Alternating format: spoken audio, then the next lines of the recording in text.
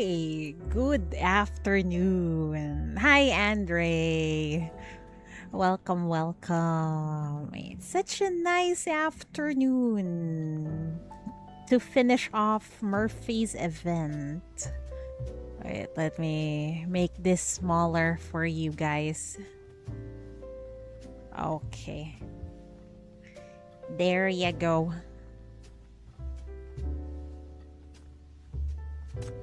Aight. I think we're almost done with the event. Because we already found the coin we were looking for.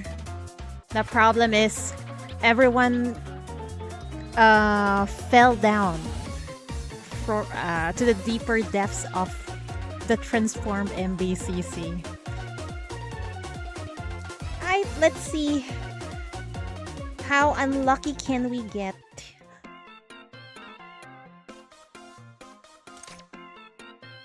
Inescapable. Shadows of the past will always catch up to you.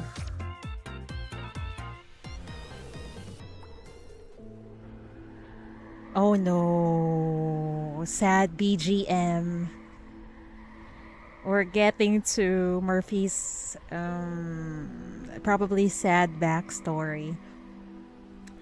Falling. Still falling. A fall with no end. She's long since grown used to the ground disappearing beneath her feet. Things always slide toward disaster the moment she gets involved. If her bad luck were hers alone to bear, she would have stopped minding a long time ago. Who is this? Is this Grandma? Murphy's grandma, perhaps. Murphy? Murphy? Time to get up. Your alarm's loud enough to wake the whole neighborhood. Okay, Mom. Oh, that's Mom. I see. I've got to take your brothers and sisters to school today, so you're on your own. Be careful out there. No accidents this time. Drive safe. Oh no, I hope her mom is okay. No accidents to you too, Mom. But her misfortune always manages to drag others down with her. It was like this when she was a child.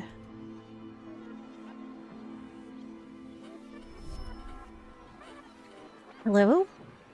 Oh wait, this is a male teacher. Hello? Is this Murphy's mother?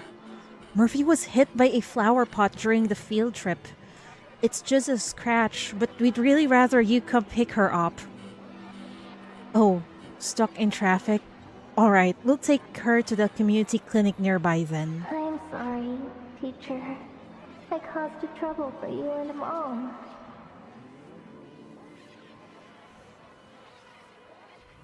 And it's still like this now that she's grown. She spent ages preparing for the analyst interview. Arrived right on time, only to find someone else's name on the list instead of hers. Oh no. Hi, violinist, and welcome. Finally catch your stream again. Yay! If I stream in the afternoon, surely you can catch it.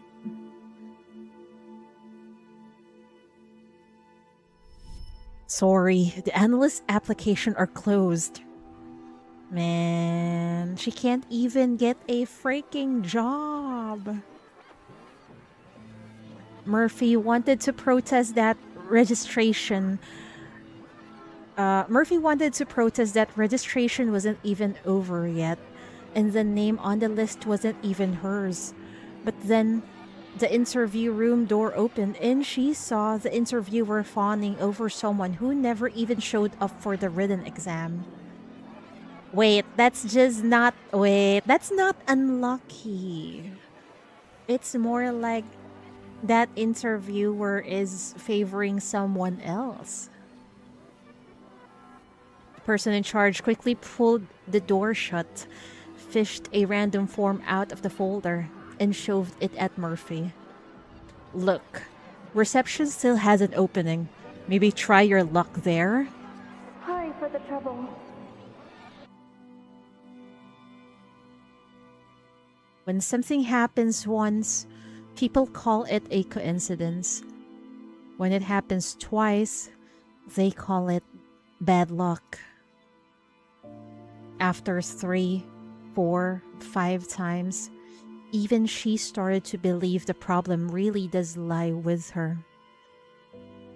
Over time, she has learned to apologize first whenever trouble strikes, as if that might soften others' anger, as if owning her misfortune up front could make it all a little less humiliating.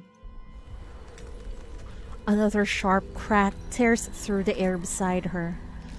She was moments away from leaving this place, and now this. A red-hot steel beam plunges down from above at an angle, grazing past her shoulder and streaking her vision with blinding sparks.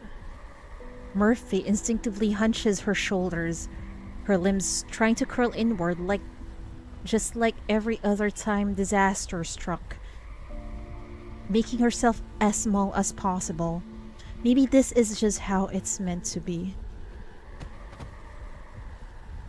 Don't worry, you got Chief now. But the next moment, she feels a clear, unmistakable grip seize her wrist. Someone is holding onto her tight, in a free fall where they can barely even save themselves. That's definitely Chief.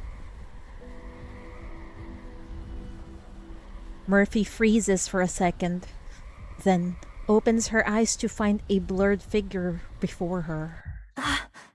It's you. The red light of the shackle stretches between her and Chief, pulled taut in the plummet like a thread about to snap.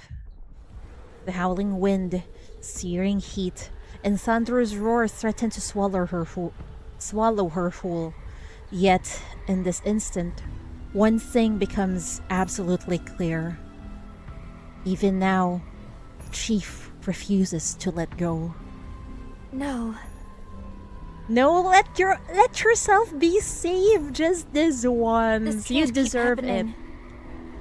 Oh dear. What should have been simple unraveled? What should have been simple unraveled into disaster? Relaxed faces shifted to weariness and frustration. She was supposed to be blamed again, pushed away again. But not this time. This time, someone holds on no matter what, without a trace of reproach. Murphy sets her jaw, her fingers shaking. She wants to meet distrust and the care behind it with something of her own. With determination verging on clumsy, she squeezes the hand that holds her.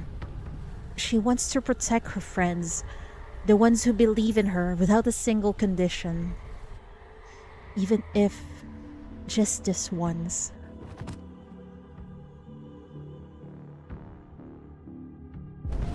You slam into an enormous space far below.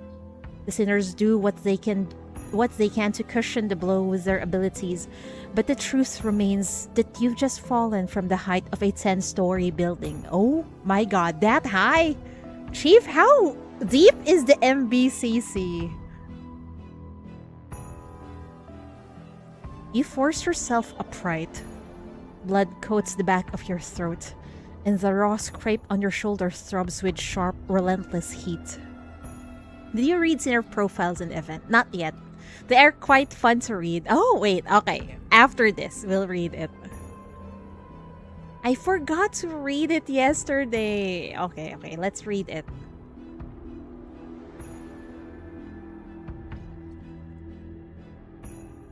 Everyone, check yourselves for injuries.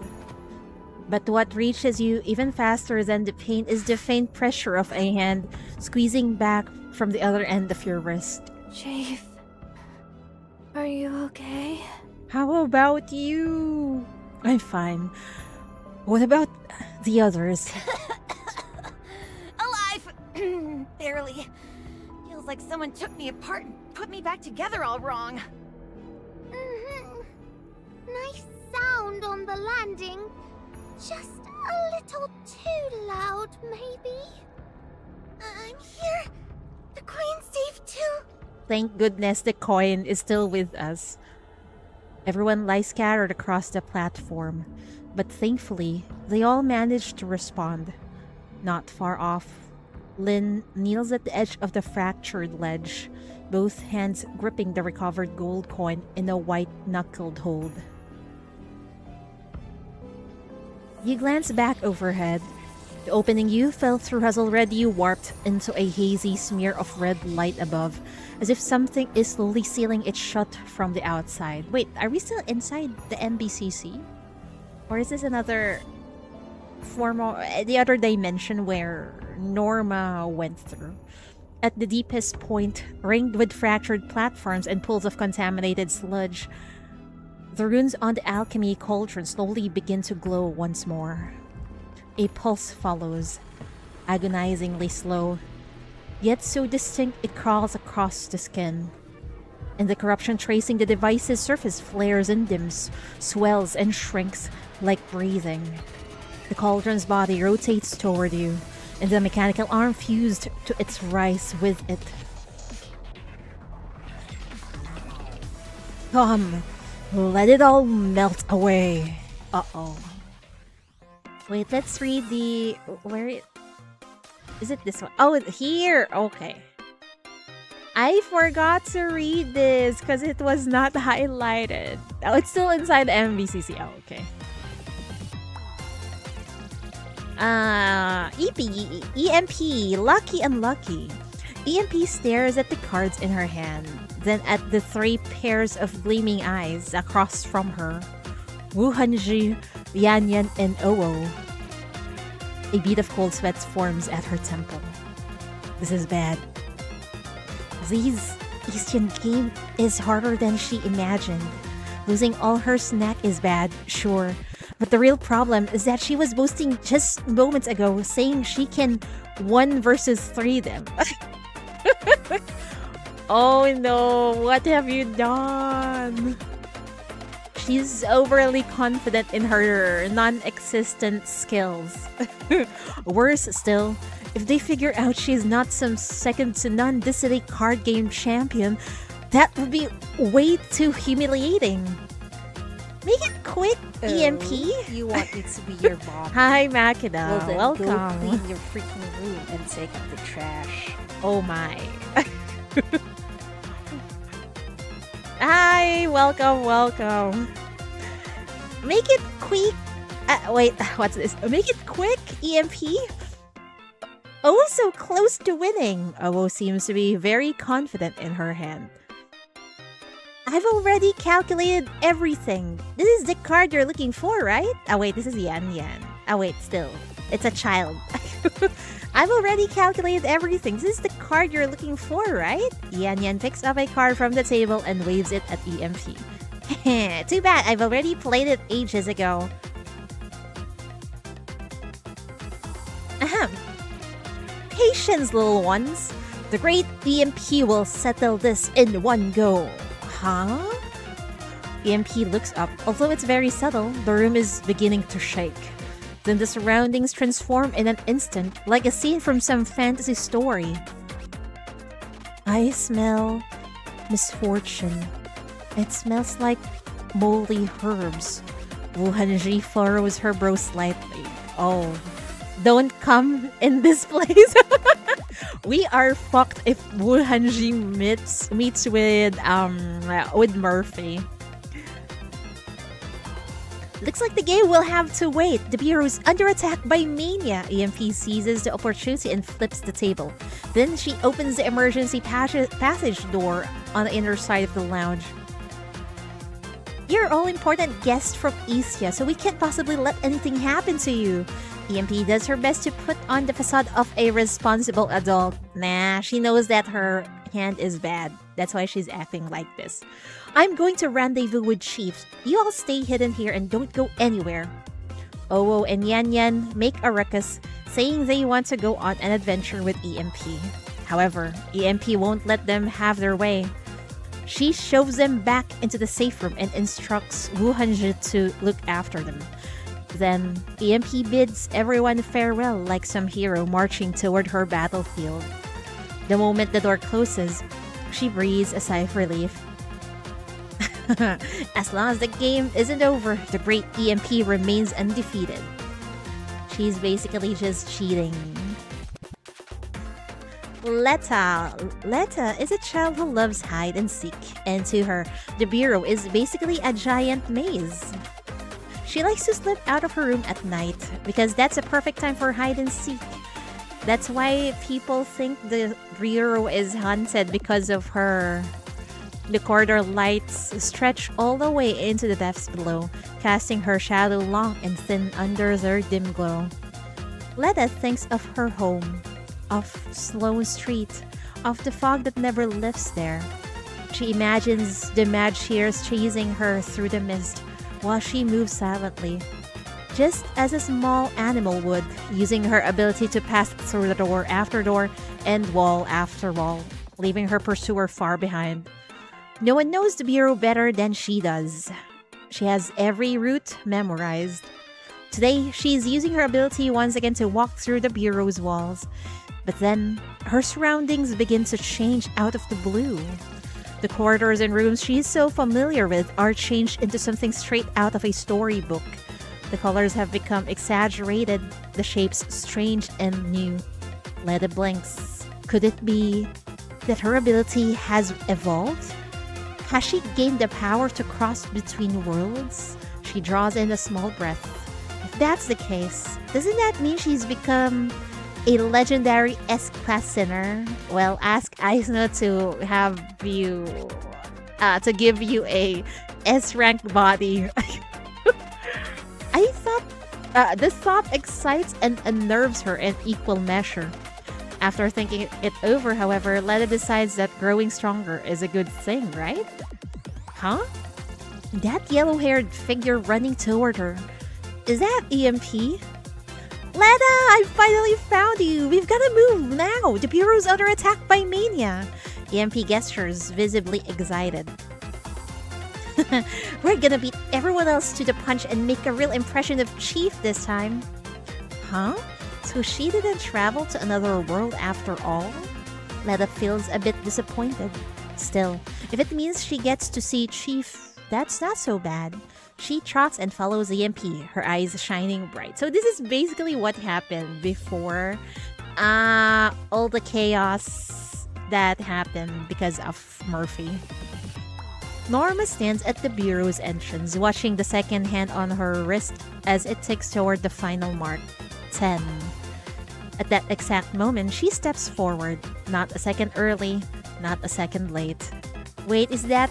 she's just going to work. Oh, poor her. It's as though she's synchronized with time itself. After entering the security checkpoint, she removes her belongings one by one, arranging them in sequence. Terminal, ID, card holder, ballpoint pen. The edges are all aligned. The spacing equidistant. Did she measure it with her ruler? She's so perfectionist, man. And the angles uniform. They're almost like samples being displayed in an exhibition. She continues forward, walking steadily along the center line of the corridor's right side. Her stride remains constant. She's striking the floor in an even, measured rhythm. Everything about her exudes perfection. Bureau staff watch her pass as they might observe a precisely calibrated instrument or a pristine calibration weight fresh out of the box. Everything is proceeding as expected, Norma thinks. She traces a clean arc with her wrist, bringing her watch before her eyes. Time until the scheduled meeting. Zero margin of error. She likes work like this, clear, procedures, controllable variables. Today, at the very least, she won't need to correct any deviations. Oh no.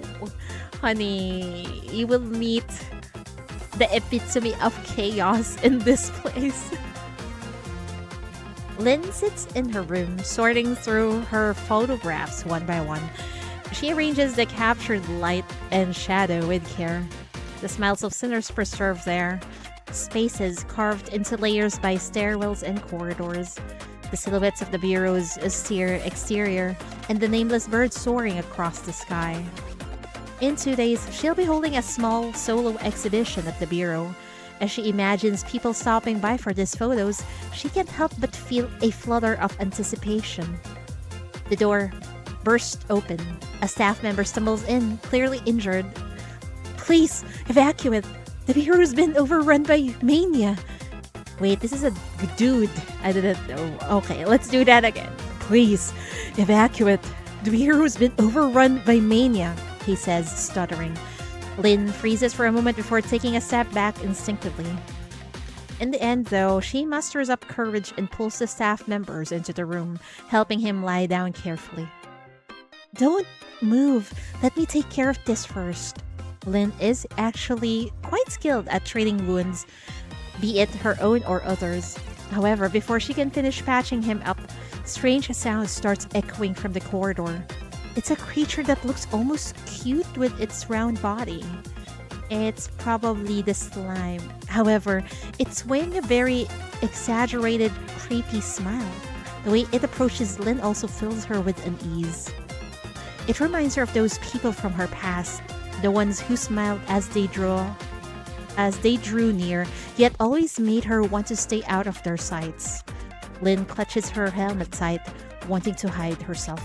After all, she won't be seen that way, and if she's not seen, she won't get hurt. Get back, the staff member whispers. I'll handle this. No, let me handle it. Lynn's heart is racing and her hands are trembling, but she doesn't retreat. She's a brave girl. Lynn slowly removes her helmet. Light flares in her eyes, and then they release a searing beam, driving the creature back. Just stay put. You'll be safe here, Lynn says softly. I'm going to find Chief. Lynn turns and leaves, fear still lingering in her heart, and her steps are somewhat unsteady. Nevertheless, she's definitely grown stronger. I am so proud of Lynn. How about Victoria? Victoria sits alone on the bed in her sterile room. The air has been filtered and refiltered, and carries a faint medicinal sweetness as a result. The equipment, walls, and ceiling around her are all spotless, so pristine they show almost no sign of use. It's almost as if they've been obsessively scrubbed by someone with severe germophobia. But Victoria senses something amiss. Strange things have begun invading this space. There's some kind of oddly colored hyphae, and they're spreading rapidly. What is a hyphae? I have no idea. Victoria watches the threads creep into the room, then transform into tiny multicolored hypha knights in armor, all wielding weapons. Is she hallucinating because of today's medication? Not that it really matters. Victoria instinctively bites her finger, forming red crystals at her fingertip. It wouldn't hurt to play with these things a little, she thinks. But then she remembers Chief's words. This type of behavior isn't true blessing, nor is it the kind of love she seeks. Victoria hesitates, then withdraws her ability. She decides to try the method Chief taught her instead. Unfortunately, the little creatures aren't friendly, like naughty children who escape from a fairy tale. They poke at Victoria's head with their lances, muttering strange insults like sickly thing, lab rat, or little dummy. Oh, it's a fungi. Ah, I see. So it transforms into a knight. Okay. Turns out not everyone is as kind as Chief. Victoria sighs and forms the red crystals once more, piercing the little creatures one by one. Watching the Haifa night scatter and fall in succession proves to be unexpectedly entertaining. She finds the game rather enjoyable after all. Just then, a woman appears in the doorway, moving like a pink cheetah. Victoria thinks for a moment but can't recall her name. The woman surveys the room, lightly sniffs the spores in the air, then shakes her head. I know you. You're that strange girl. The woman's gaze is sharp yet cautious. Your sterile room's compromised. We'd better find you a containment pod quickly. Victoria contemplates. She doesn't know this woman. She only wants Chief to come get her, to take her away from this place. Seeing no response, the woman at the door pauses, then changes her tone. The bureaus descended into complete chaos. Monsters from fairy tales are running wild everywhere. Don't you want to go take a look? Victoria's eyes light up. She nods vigorously. That's when she finally remembers. Everyone calls this woman before her Countess Chelsea. Chelsea's actually really kind, huh? Countess Chelsea drives up to the bureau's entrance, her polished car gleaming in the sunlight. This visit is unscheduled. She simply wants to discuss sponsorship matters on short notice. Sponsoring Chief or offering Chief to become her sugar baby. That's my sugar mommy. That's our sugar mommy.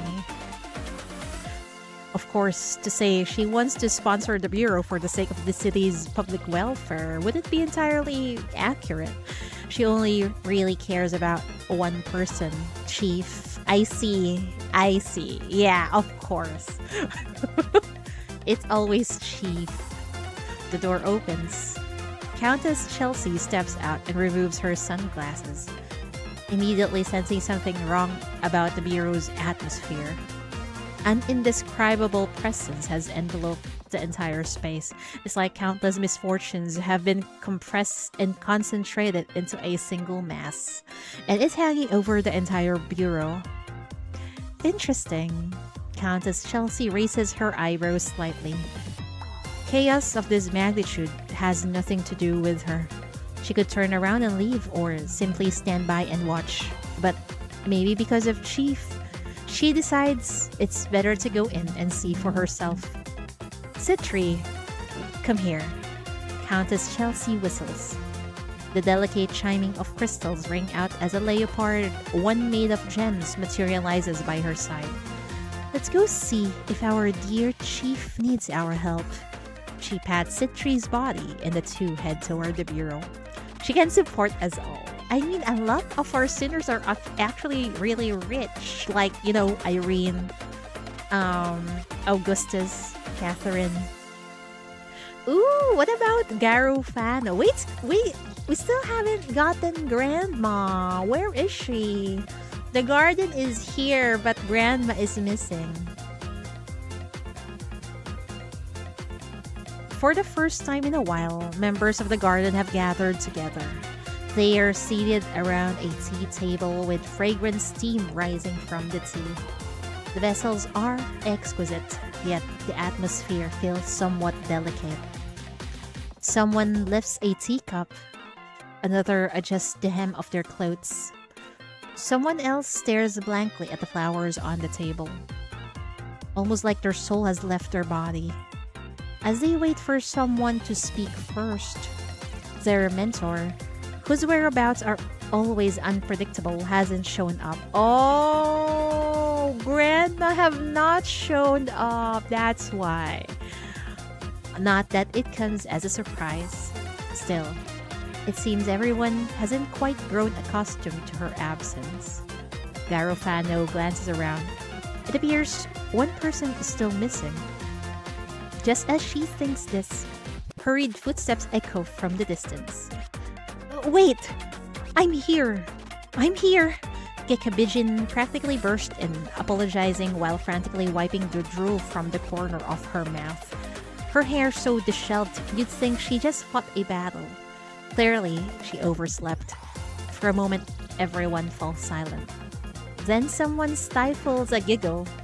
The atmosphere becomes lively in an instant. Gekabijin scratches her head sheepishly, gulping down tea to ease her embarrassment. The stiffness from earlier dissolves before they know it. Conversation begins to flow. Someone mentions the old times. Another shares recent updates. Scattered memories begin piecing themselves back together, like branches in a garden, growing toward the same direction once more. Garofano sits quietly to decide. She doesn't deliberately guide the conversation and simply observes.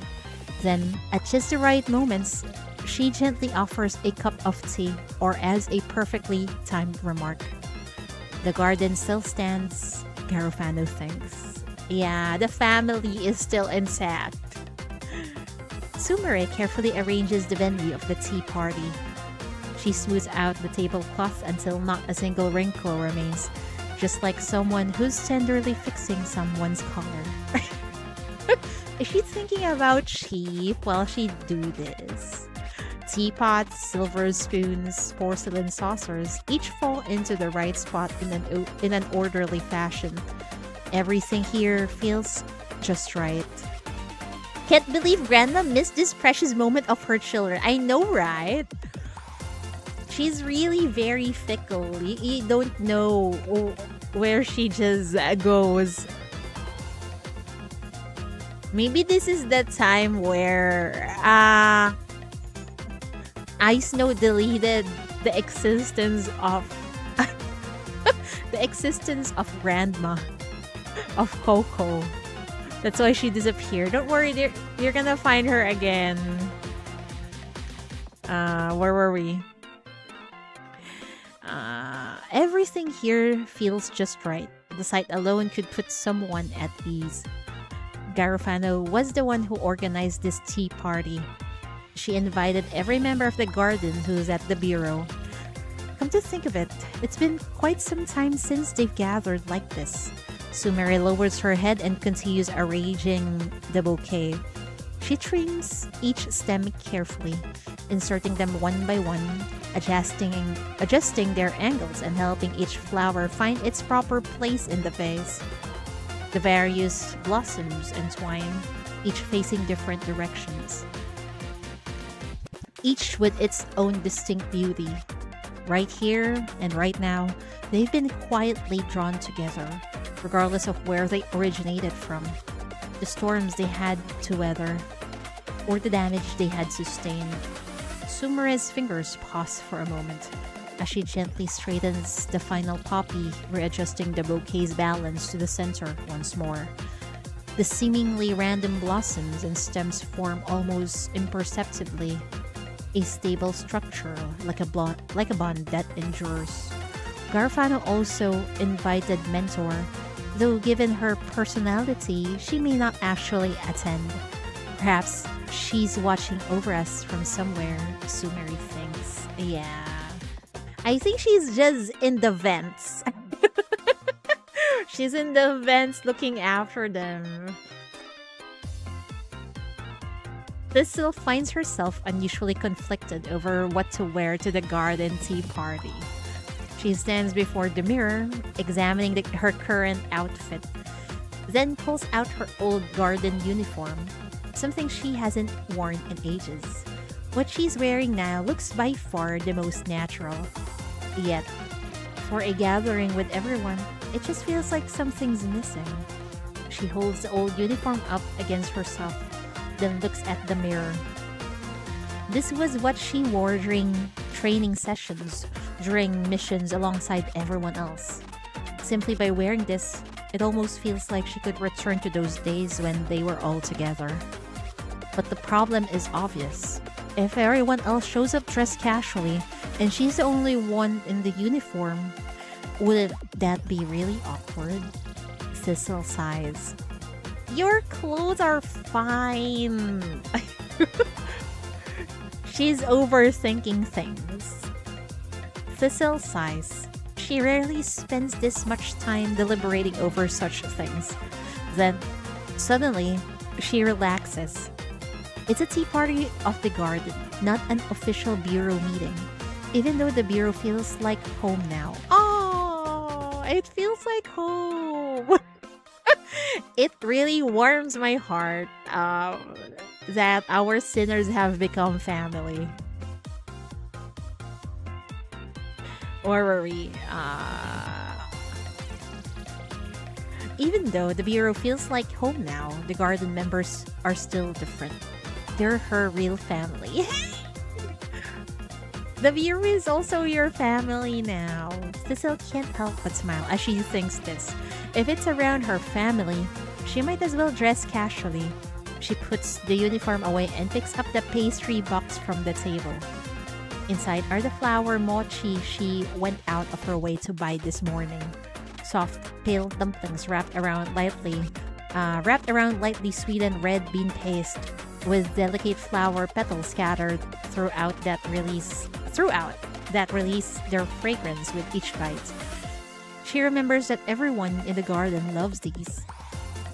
This should be enough for everyone, Cecile says, the box's weight in her hand, nods with satisfaction, and sets out for the tea party.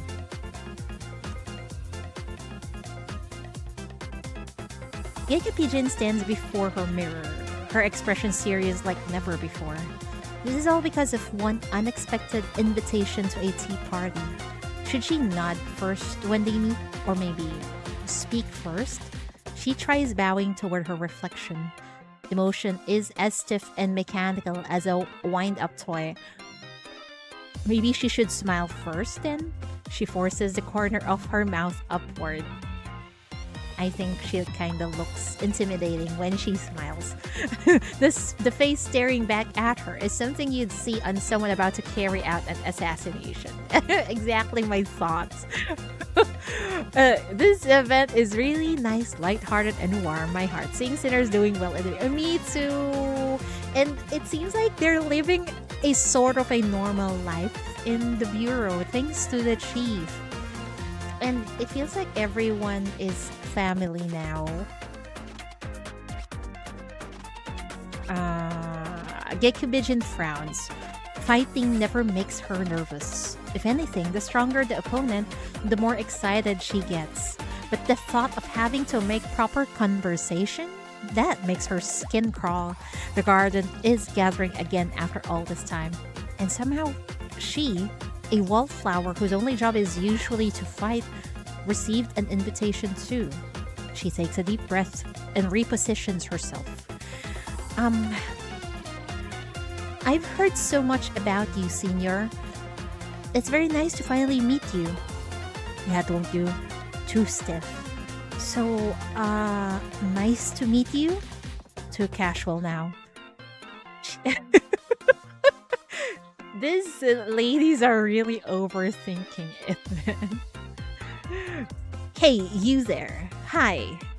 That sounds like a challenge. Ugh, forget it. She flops back onto the bed, letting herself sink into it. I'll never be good at this kind of stuff. She stares at the ceiling for a moment. Then, she finally reaches a conclusion. Whatever. I'm not going there to make friends anyway. If anyone has a problem with me, I'll just beat them up. Flawless logic. Flawless indeed. Impeccable reasoning. Yeah. Perhaps she's thought a little too hard earlier. Or perhaps she's just sleepy. Gekabijin drifts off right then and there on the bed. Ah, yeah. That's why she over freaking slept. I love reading through this. You get a glimpse on our sinner's life in the MBCC. It's not always all doom and gloom inside the MBCC.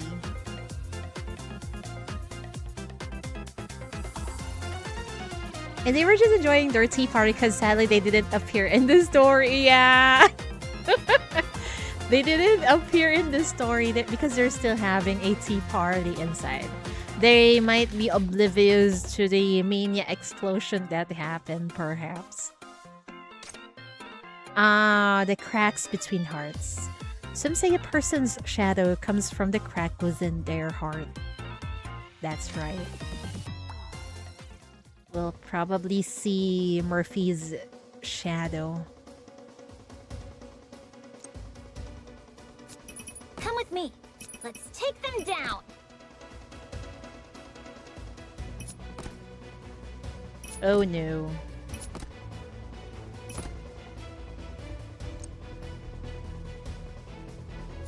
I'll face it with you.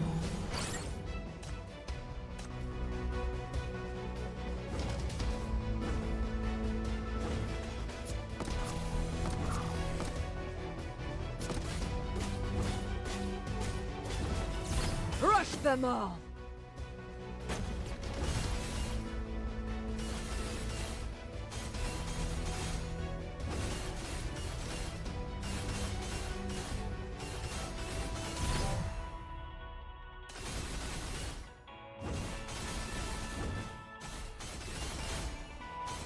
Rush them all!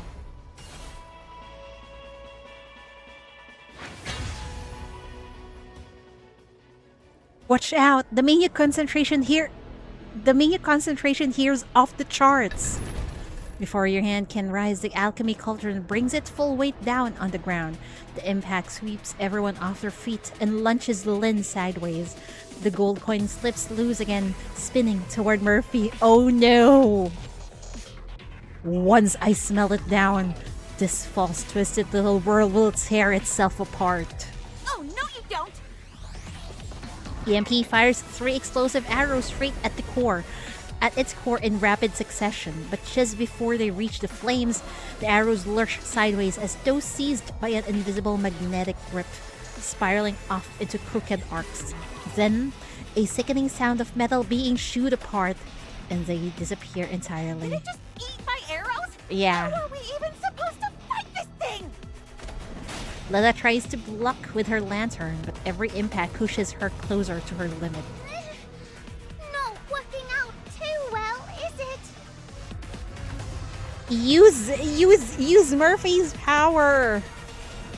The alchemy cauldron has clearly lost its patience. It locks onto Murphy, huddled behind the rubble, closest to where the coin has landed. With a piercing shriek, several red-hot metal tentacles lash through the air like striking vipers, aimed straight for her chest. Oh no! Murphy stares at the deadly crimson light closing in on her, her mind wiped completely blank. Murphy! In that split second, instinct takes over, and you throw yourself forward. The red-hot tentacle slices past your shoulder, opening a burning wound. Oh no, Chief! You bite back a groan and wrap yourself around Murphy, using your own body as a shield. But I love how Chief protected Murphy. The blow hurls both of you against the stone wall. A metallic tang rises in your throat. Chief? Blood. You're hurt? In an instant, Murphy's eyes go wide, and time itself seems to halt. She sees the way your brow tightens with pain, the dark crimson streaking down your uniform and splashing into the glowing melt below. You swallow the fire tearing through your shoulder and unleash your shackles, seizing the coin still shivering with resonance. Go show it just how unexpected the reality it once can be. But if I do this, will we even make it back to the Bureau? Believe in Chief, yes. As long as we're breathing, we'll find a way. Murphy shuts her eyes and hurls a coin high into the air. Futile. Let's see. What pathetic tricks you have left. Murphy fixes her eyes on the shocking streak of red across your shoulder. Something in that cruel, vivid color cracks her final reserve of timidity wide open. The tears hovering in her eyes are gone in an instant, overtaken by a violent bloom of purple mist. You want it so badly? Then take it! The coin veers off at an impossible angle, bending every law of physics as it shoots cleanly into the alchemy cauldron. By all rights, the cauldron should be roaring with laughter, but one loose screw is all it takes. Its entire structure buckles and breaks apart right there. You know, Murphy's power is kind of scary, not gonna lie. With just her words, although it works in an opposite way. It breaks down fast, even the metal arms it once took such pride in peeling off with it. No, this can't be real. My calculations were foolproof. A final rage-filled scream rings out as the enormous alchemy cauldron slams to the ground. It's over! One by one, the lights flicker to life. The lava cave illusion rapidly peels away, revealing the cold metal framework of the Bureau's underground research facility. But the contamination lingering in the air does not disperse. Mania still presses down on the underground levels, dense and cloying, an unshakable gloom. What lies beneath you now is no longer false brick and molten rock, but ruined conduits and sprawling crystalline formations of contamination, still radiating heat. An absurd dream, at last, with its skin torn open. Yeah, even Ruleka Luck can't win against Murphy. That's how powerful she is, huh? Emergency mode switch at 50%. What does 50% even mean? When can you actually get in here? Chief is hurt! As the interference fades, Nightingale's voice cuts back in. There's a rare edge of urgency in her tone. Chief, your condition. The mania field hasn't been fully cleared yet. Please stop all activity immediately and wait for external intervention. Do not go any further. I'm fine. Chief! Clearly you're not fine. But, you know, I think we've been through worse, so Chief will be fine. It's fine. Chief! Don't move. Just stay still. The wound's still bleeding. Murphy's hands scramble to cover the bleeding burn on your shoulder, frantic. But the instant her fingertips graze the wound, she snatches them back like she's touched fire. This is all too familiar. In an instant, the space around her, freshly restored to the Bureau's true form, bleeds into another memory. A stretch of blinding, sterile white.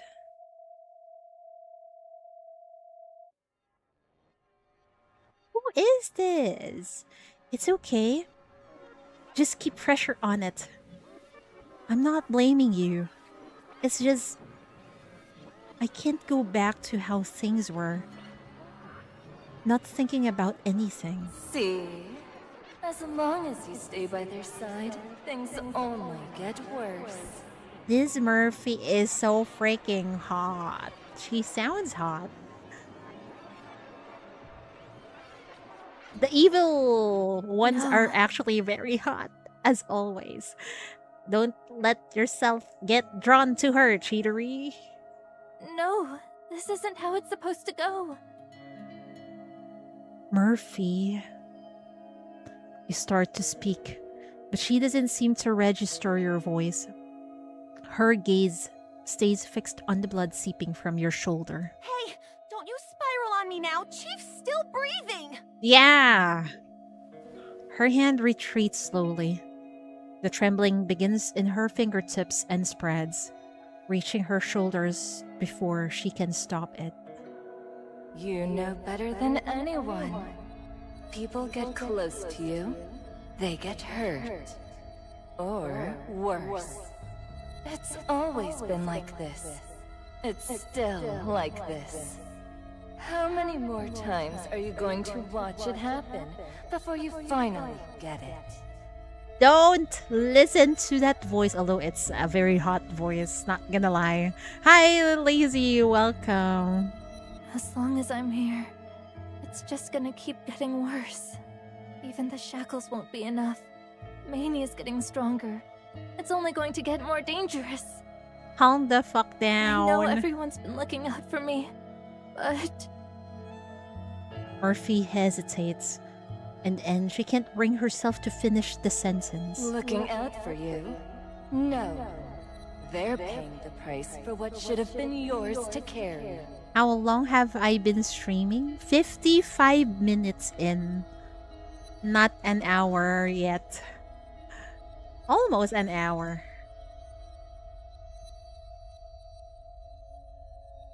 The chief bleeds today. What about next time?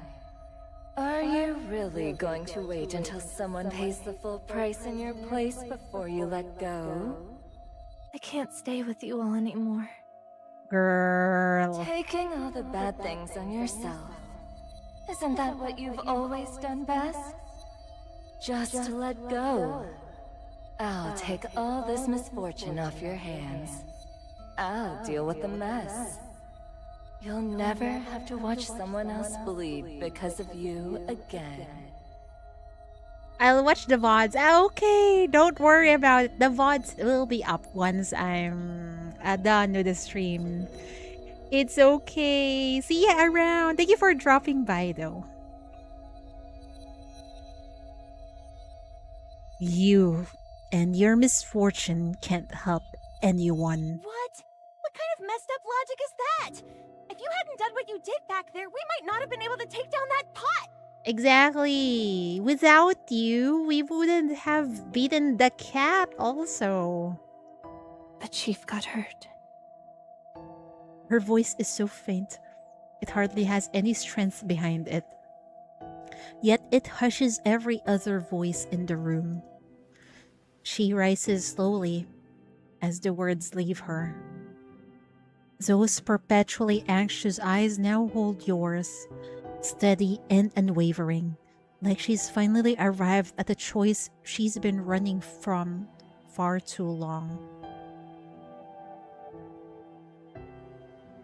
Do you really think walking away alone is going to fix everything?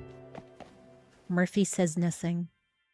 She offers a deep, respectful bow to everyone present, then climbs the bureau stairs without a backward glance. Right after, the analyzer normal left behind blazes to life with a searing red light. The mania fluctuations that had been dispersed across the entire area now converge at an alarming speed toward a single narrow point.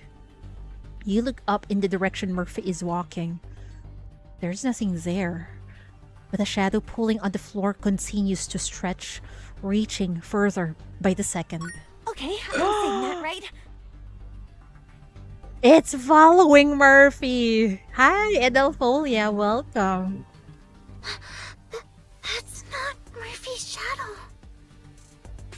Somewhere in the bureau's lower depths, a laugh rings out, cold enough to freeze the blood in your veins. Guess that big pot wasn't completely useless after all. The leftovers aren't exactly top shelf, but I can work with it. They're a shape that shares Murphy's every contour, is voraciously feeding on the mania left behind by the fallen alchemy cauldron. Why Lynn always cry? Oh, she's just like that. She lacks confidence. But earlier in the character, was that profile? She was really very brave, trying to save an MBCC employee.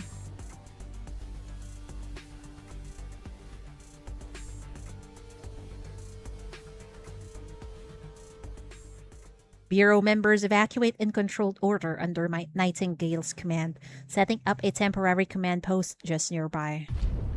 Oh boy. Right now, she's locked onto the faint signal marking the chief's coordinates. Just as the rescue passage into the bureau is about to be forced open, the mania field inside erupts in a violent second wave. The buffer zone collapses, consumed in a heartbeat by the contamination's frenzied growth as it billows outward unchecked. No time to call off the rescue team. Nightingale immediately reconnects with the chief. Oh boy! I repeat, we're picking up a new core reaction. It's forming fast. Oh no. Wife is worried. Yeah, wife is very worried right now.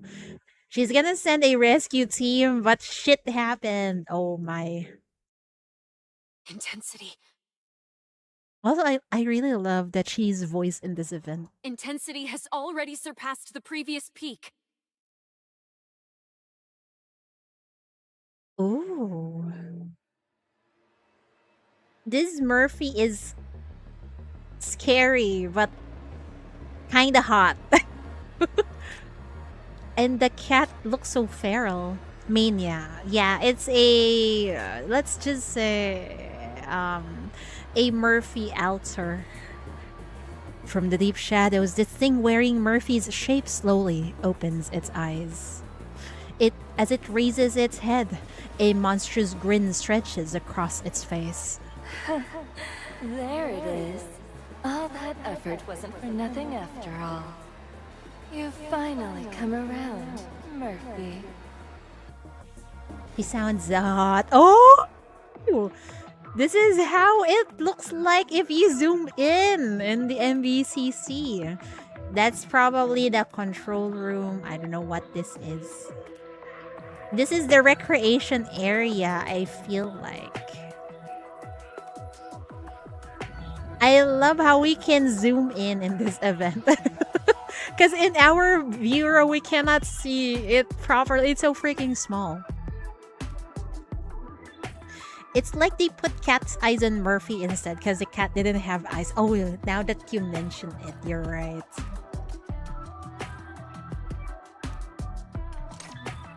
What is this music? I like this a lot.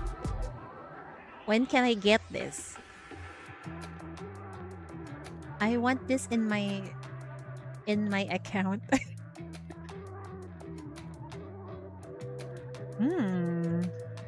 Oh, you can click on the room. Oh my. Here? Ah, no, on the bureau. Not here, on the other one. Wait, let's just see real quick, okay? Whoa, wait a moment, folks. Ah, this one. Oh, Management Center. Black Market.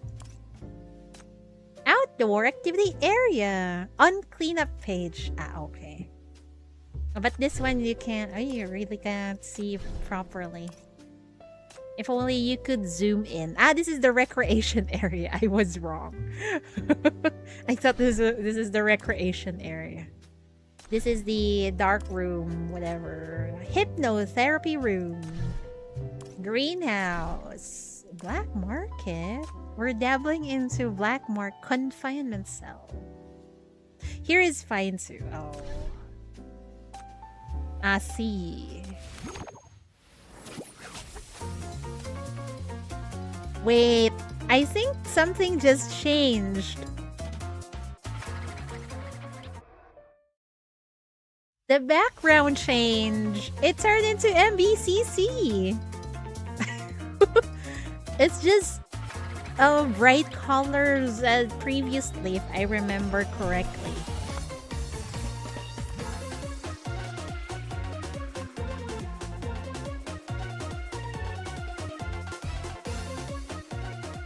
Okay. Familiar shadow. Mommy Norma. Yes, Mommy Norma. She's so cool. In the unknown dimension, Norma sees a familiar shadow.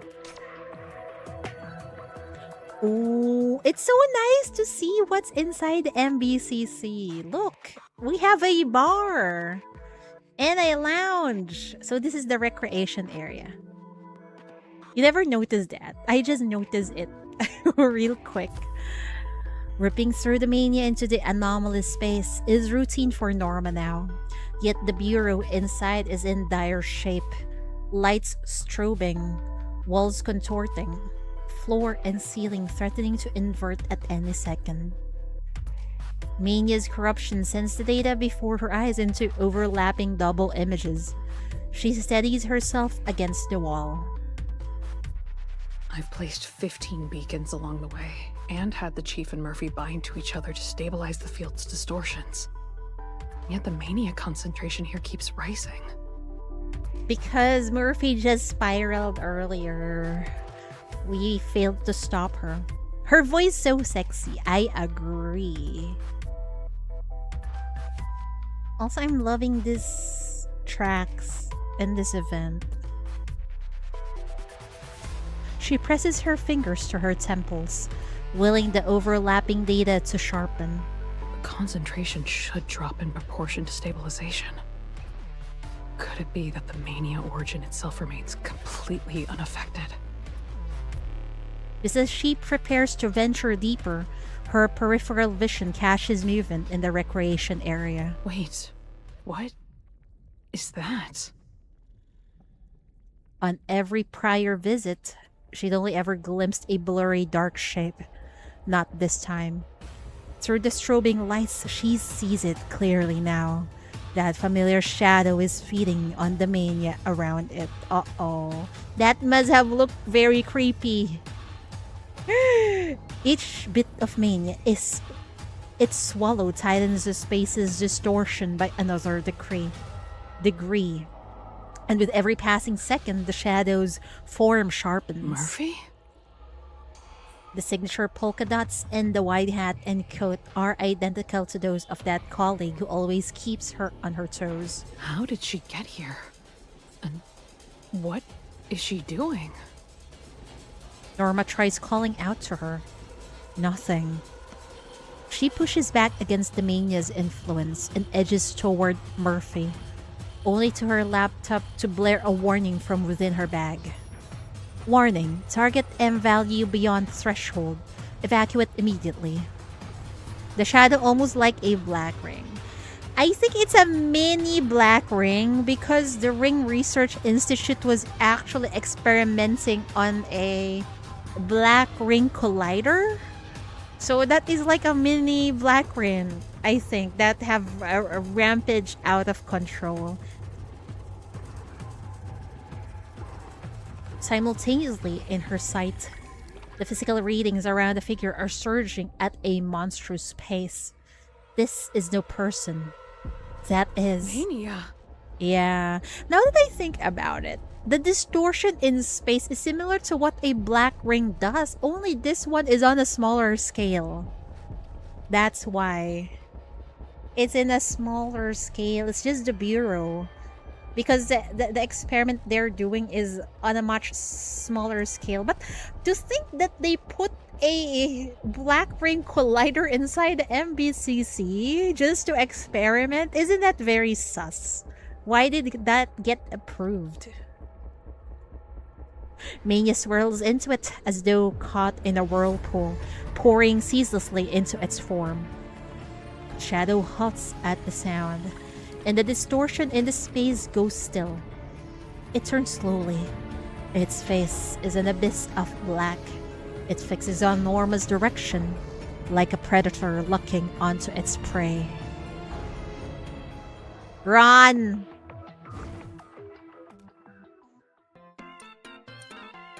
What's with the silly music after the creepypasta thing earlier?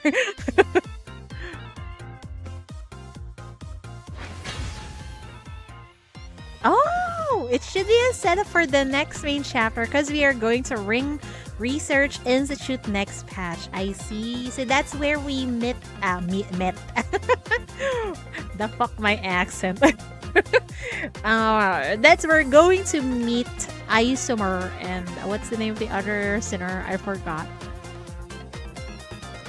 This is a mania entity? He still has no idea what that Murphy actually is. But when the shadow's attention snaps onto her, every instinct screams. She abandons the investigation, wheels around and runs, tearing a rift open in her desperation. She landed in a lava cave now, but at least it's free of mania monsters. Catching her breath, Norma replays her ejection from the warped space. Without that spatial kick saving her skin, she'd be locked in an Analyst versus Mania showdown right now. Thank God she managed to eject herself in that space. Miss everything about this game. Always suspicious. That's, yeah, always. Isomer and Celine. Okay. Also, my cubes ain't ready for the two of them.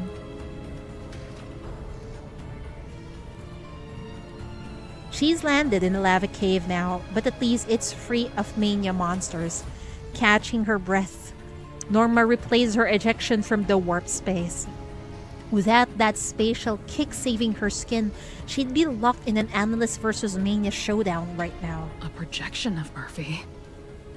Or a fragment of her consciousness left behind in the real world? Now, even Norma, renowned for her cool, analytical mind, feels the edge of agitation creeping in.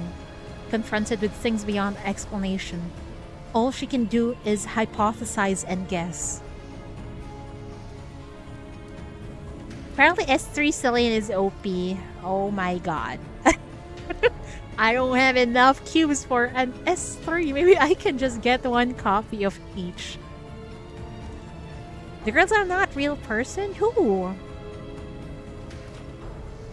And of course, the worst possibility of all. This space was reshaped by Murphy's abilities.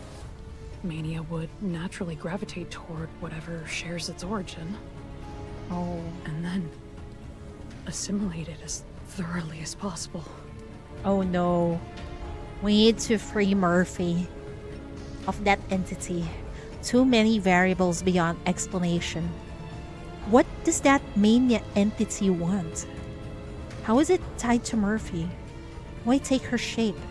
Does it harbor hostility or some kind of dependence? The Murphy-shaped entity drags Norma back into her head. One thing remains solid. This warped space is dangerous, and she can't afford to let things get worse. Her fingers hang above the keyboard, eyes fixed on the blinking cursor. A few seconds pass, then she sets to typing with fresh determination. Then I'll find the answers myself. She closes her laptop and turns, heading toward the next monitoring model's location. Oh, fuck. And who are you looking for? Syndicate gang? Why did we Sinner? just get I Golan? wouldn't dare touch these businesses. Didn't we get her earlier? Who are you? Looking dumb as a loser. This way of life, better play it cooler, or I'll take away all your moolah. Oh, right. That's how she sounds when you get her. Oh no. What is this? Clean up.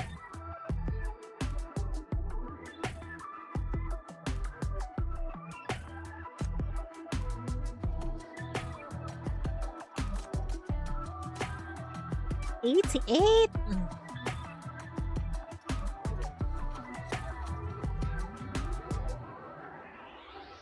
Also, Summer Intero can be added to your Intero list because she came from the Ring Research Institute. No wonder she was mentioned by the was that the dude we met in the first part of the story?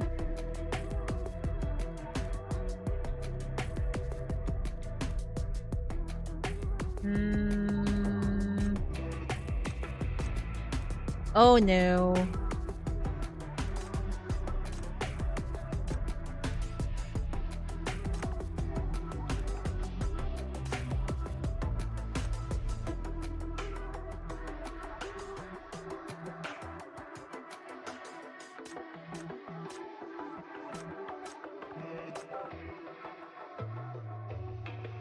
Oh, what did we open?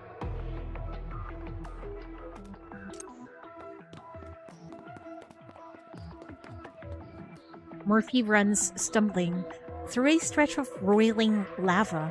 It's the same place where the chief took an injury, saving her life. If I just fell into the lava, I wouldn't be a bother to anyone ever again. The thought terrifies her. Murphy swipes hard at her tears, refusing to follow it any further. She clenches her jaw and pushes on.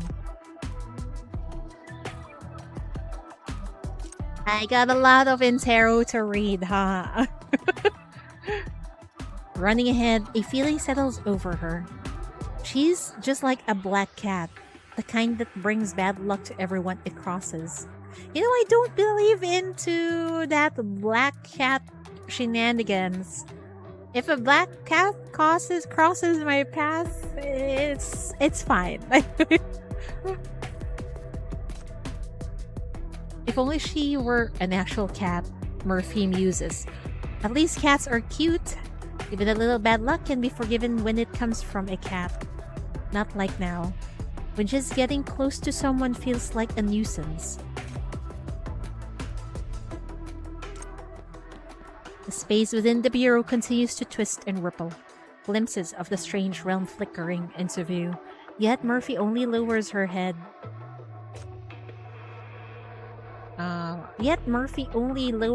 And pushes forward at a run, unstopping. Murphy! Where are you? Murphy wanders in circles until she stumbles into yet another cavern, heaped with gold coins. Her foot slips, and she crashes heavily to the ground. The coins clatter noisily, their sharp edges cutting into her hands. When she lifts her head, her eyes have already reddened. Murphy roughly scrubs the tears away. She forces herself upright and keeps running toward the depths. No! Go back to the chief!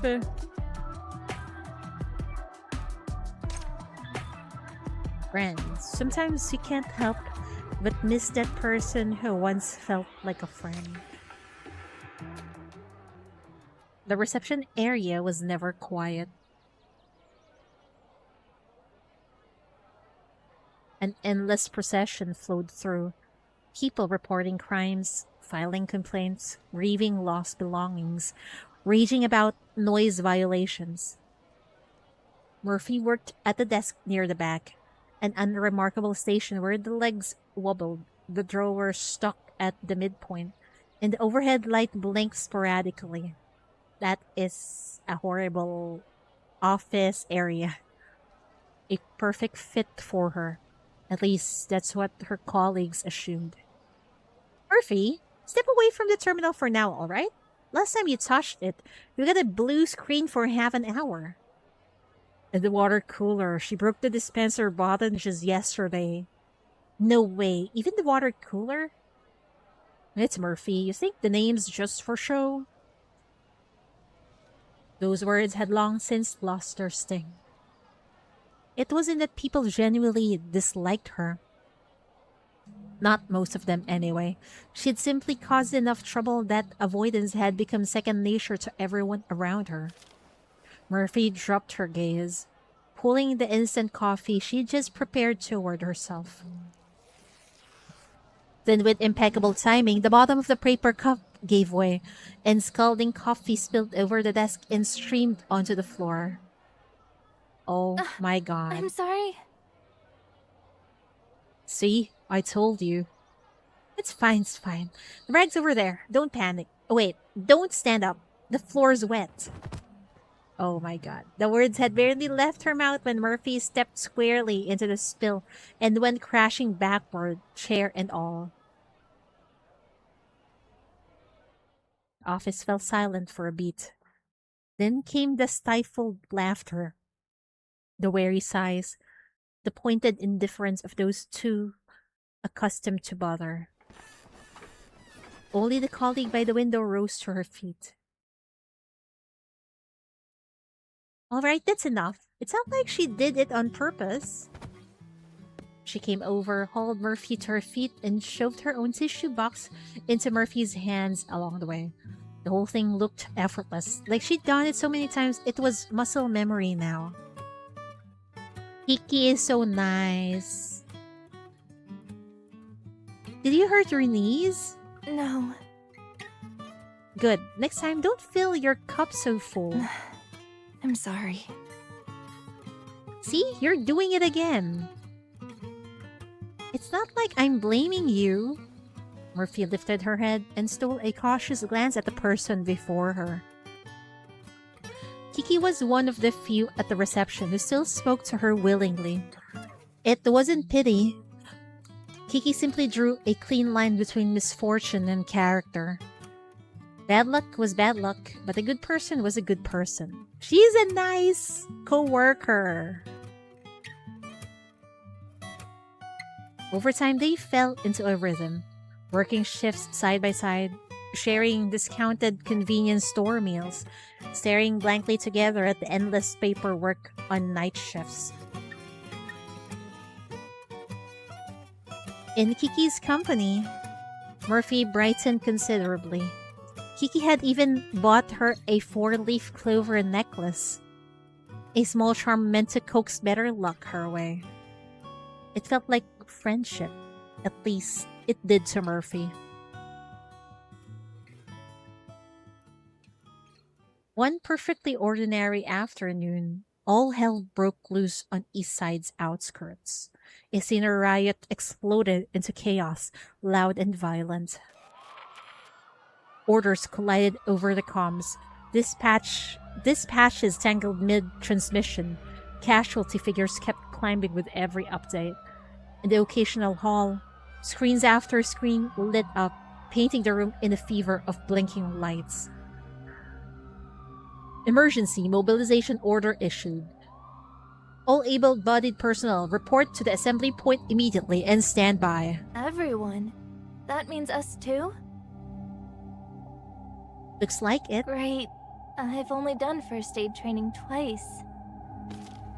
Kiki said it lightly, but her hands were already flying through the supply box.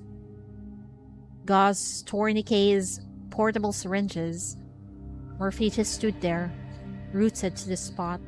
She worked at a reception, and so did Kiki. Their whole job was registering names and pushing paper. Basically customer service with a badge. And now they were marching into the mania site with everyone else. How did things ever get this bad?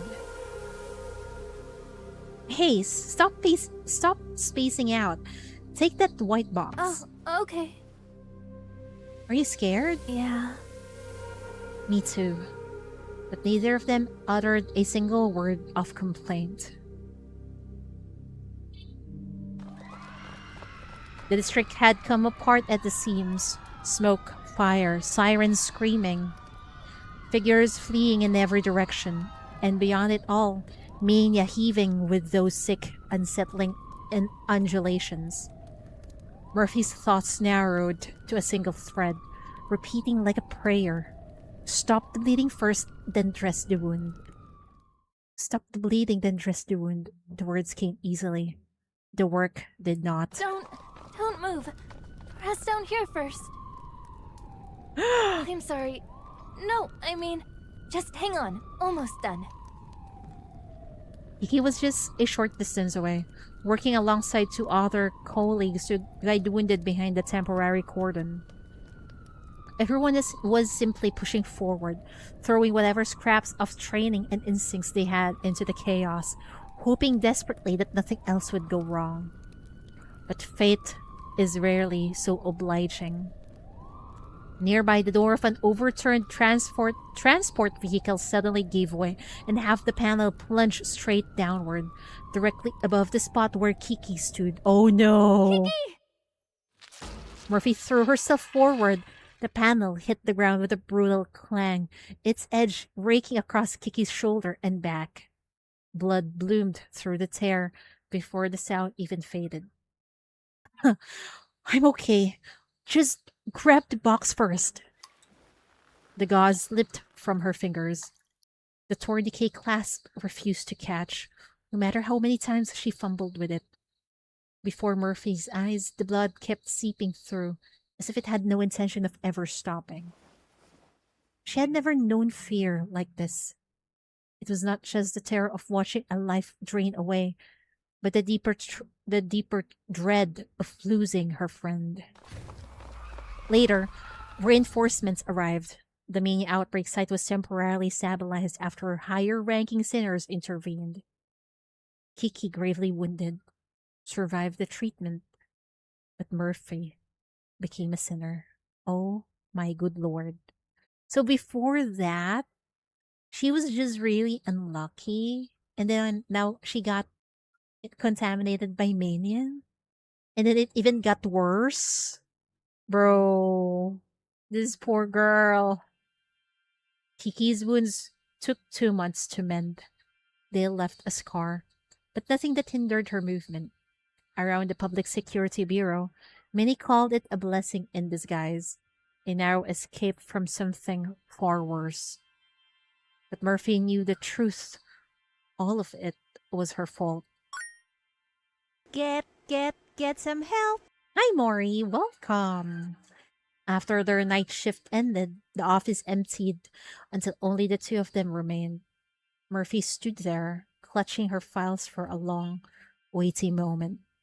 In the end, it was Kiki who broke the silence. I know what happened wasn't your fault. But Murphy shook her head, cutting her off. You changed name? Yeah, you are now the Tarnished Mori. Welcome, though. Yeah, it's been a while. Then she reached up and clasped the 4-leaf clover necklace, the one Kiki had given her, and placed it gently back into her friend's hand. Hey!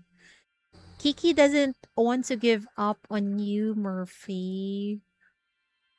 Why do you have to do this to Murphy? This was the only way she had left to protect her friend. The dim yellowed old light abruptly dies. When the maintenance lights flicker back on, you still stand in the corridor on the bureau's lower level. Ahead, the black fog has yet to fully disperse in the deeper reaches, and a trail of staggering footprints extends all the way into the darkest depths. What? Murphy? It's mania. It's broadcasting all her negative emotions outward. With the Bureau's restoration comes mania's revelation. You look down at the footprints snaking into the depths, the wound at your shoulder still aching with a dull pulse. But Murphy is in a more dangerous spot still. The mania has its claws in her, and she is teetering on the edge of going manic. Come on, we're going after her. Yes, please save her. Chaos has its own logic, and disorder has its own rules. I'm back? She waits for a moment. No one responds. No. I'm alone. The Chief's group and Murphy aren't here. Only cold, inorganic matter around her. Numbers pulse silently in her field of vision. Down the corridor, the emergency light hangs motionless. There are no voices, no footfalls, as the very air seems to have stopped. She moves to the wall, crouches, and presses her hand to the corner. There, she feels a whisper of mania activity, barely detectable.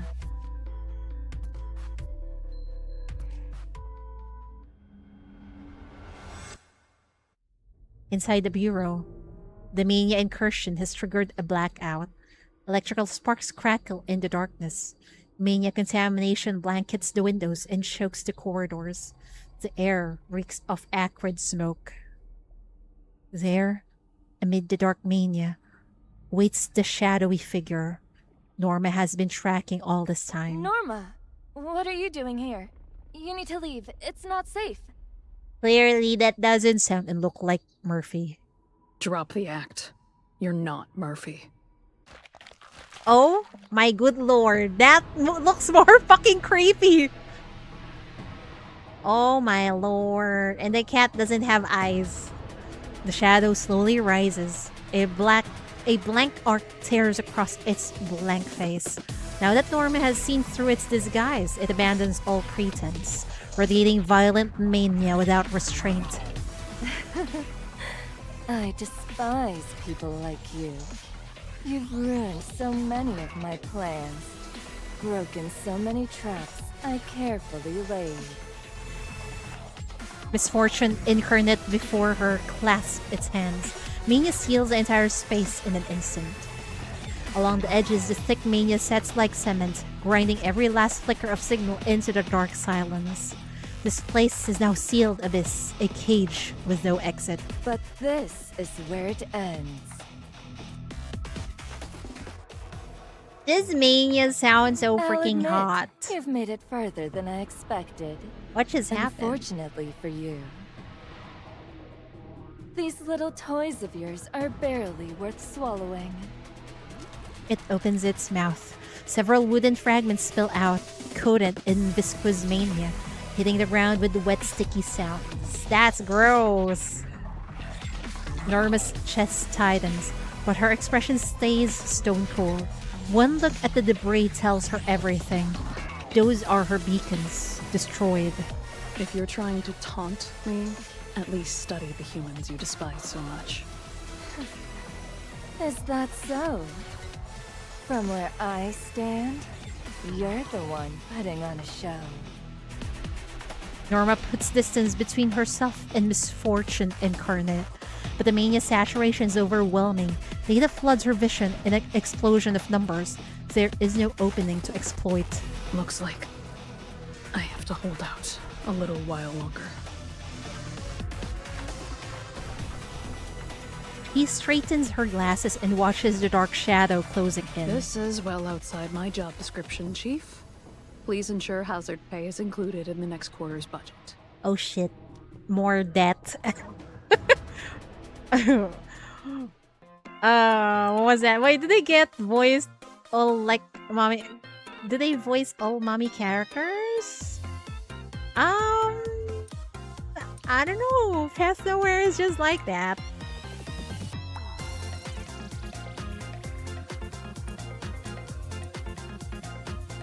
Oh no, wait, I think I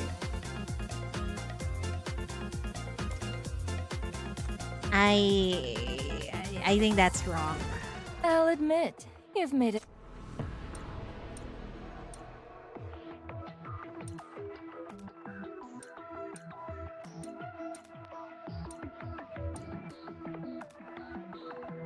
Ah, no, it's supposed to be here. Oh, I see. It's hard to be top 5. admit. I don't even know how to be in top 5.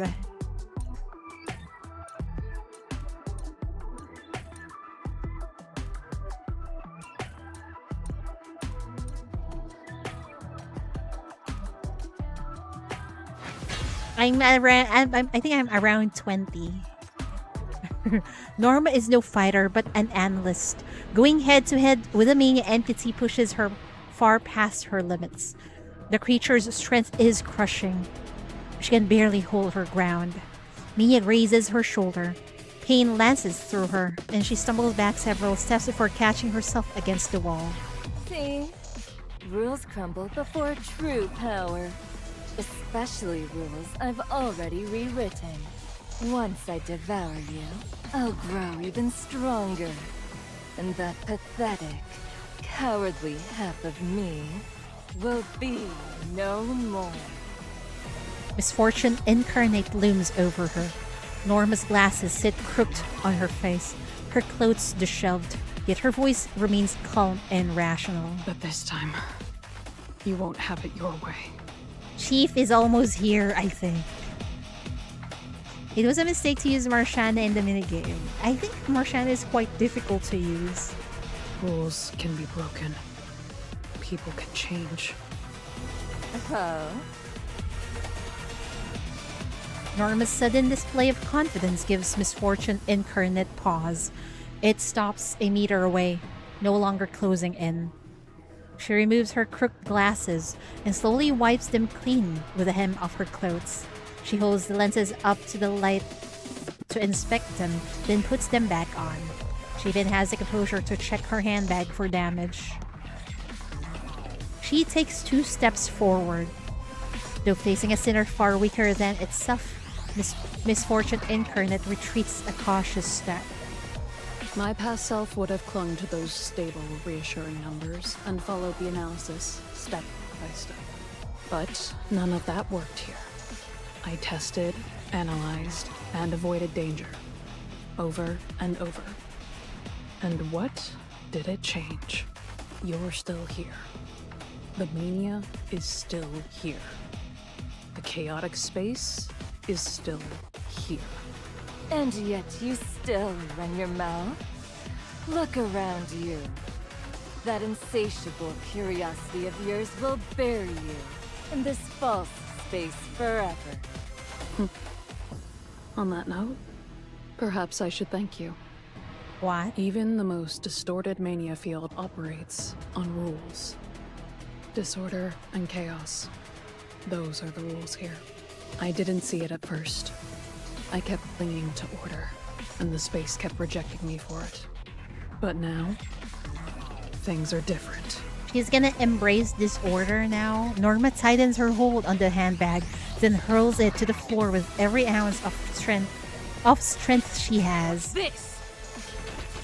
Every beacon she planted, every data point she calibrated, and every broken rule she hammered back into shape all gather into this one swing. The strike cleaves through the entity's body. Spatial rifts tear across its form, locking it where it stands. Surprised? While we were fighting, I scrambled every mania configuration in this space. Impossible! You couldn't have done that, not in that little time. Untangling a knot takes patience, but cutting the thread takes only a second. The rules here are inherently chaotic. The moment you tried to rewrite them to suppress me, to box me in, I knew. That was my opening. One more thing. If taking Murphy's form wasn't a coincidence, then I'm not the one you should be facing. Though the strike only slows the shadow for a moment, it is enough for Norma to leap into the spatial rift. I'll leave the rest of this mess to them.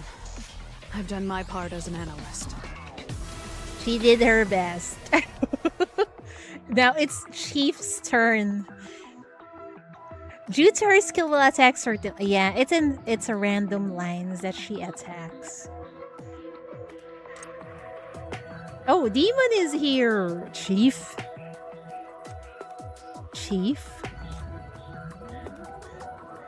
And even Cinnabar. I'm looking for a red-haired girl with a hat. She is new to the Bureau. Have either of you seen her? She went toward the upper levels. We tried calling out to her, but she didn't answer. Chief, leave things here to us. Go, we'll hold the line. You nod, no further words needed, and swiftly lead the group upward in pursuit. It's not the first time I've been Oh locked my. in a place of this sort. Come on. Show me how you're going to torture me this time. What kind of crime did those maggots assign to me again? Cinnabar, former supervisor of the private military company Serpent Eye. Anything concerning security, I should be of help. Are they in here too? Oh my lord, they are. Okay. Later on, we'll read that. We'll read those.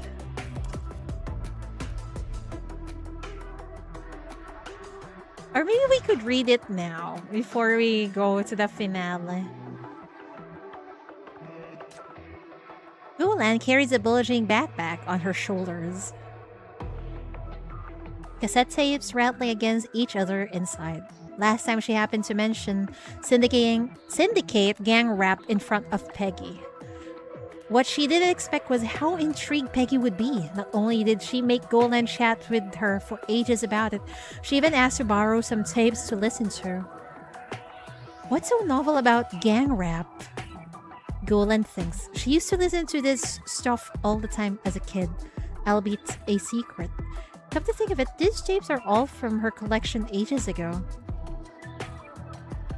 Oh, missing Sean and Matilda. How do I get them? Their interactions are the funniest one last night. She had to make a special trip home to dig them out. The thought that the Bureau's rap star validates her taste fills Golan with no small amount of pride.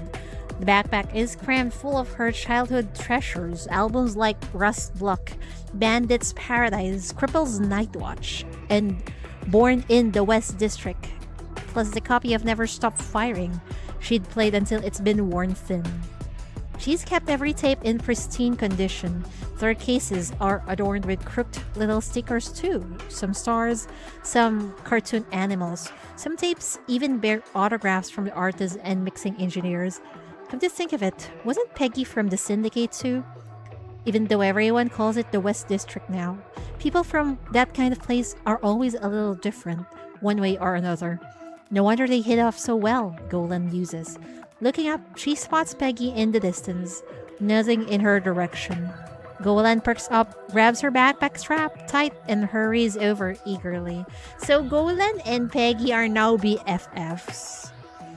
Just progress the story. Okay, great.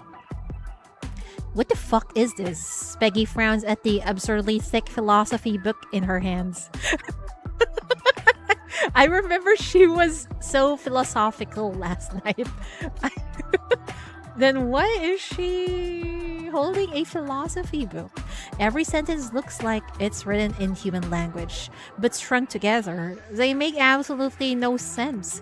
Take this line for instance. The subject within a decentralized context achieves temporally ontological affirmation through re-narration of self-negation. The heck's a decentralized context? I don't know, honey. Peggy flips through a few more pages, then goes back again. And what's re-narration of self-negation even supposed to mean? Writing a self-criticism to trash yourself? Her eyelids begin to droop. Forget it. This book isn't giving her any inspiration. It's only making her sleepy. She should have never listened to Jo1's suggestion and read this stuff. Maybe she'll dig it out as a material if she decides to write sleep music someday. That's why she grabbed this, so it can be a source of inspiration for her book? Question mark? Lately, Peggy's hit an artist block. She can't seem to write the melody she wants. Is it because she's been at the bureau too long? Or has she grown too distant from street life? For some reason, she finds herself missing the days in the Syndicate. Speaking of which, that girl she met the other day, Golan, really clicked with her. The two of them had plenty of common grounds and could pick up on each other's references as well as jokes. It made her feel at ease in a way she hadn't in a long time. She even got a spark of inspiration. While she's lost in thought, she suddenly notices Golan approaching in the distance. Peggy raises her hand in greeting, the corners of her mouth lifting into a smile. No, it's a freaking skateboard. Demon raises his shield and stomps forward. The creature shatters under the force of the impact. Moments ago, he was in the training room running through his usual physical and defensive drills. Then all of a sudden, the Bureau transformed into this world. A world that makes him instinctively uncomfortable. It's much too bright, much too cheerful. It's too bright and cheerful for this emo dude. Even the danger feels somehow unreal. He has seen something like this before in Vera's storybooks. Back then, Vera was still small. She'd sit in her chair, turning one page of those vividly illustrated tales after another. She'd point at the fantastical castles and talking creatures in the pictures, imagining the adventure she and her brother could have together. Demon shakes his head, pushing the thoughts away. Now isn't the time to reminisce. He steadies himself and plants his shield before him. He's been gathering people along the way, both Bureau staff and sinners who aren't suited for combat. He brings them together and directs them towards safer zones. Gradually, Demon begins to grasp the logic of this world. Though this world's appearance keeps shifting, its structures is remarkably consistent with the Bureau's layout. The corridors extend in familiar directions. The rooms sit in recognizable positions. Even the way the passages connect feel the same. If that's the case, Demon thinks, then there's no way I'll get lost. Soon after, he receives instructions from Nightingale.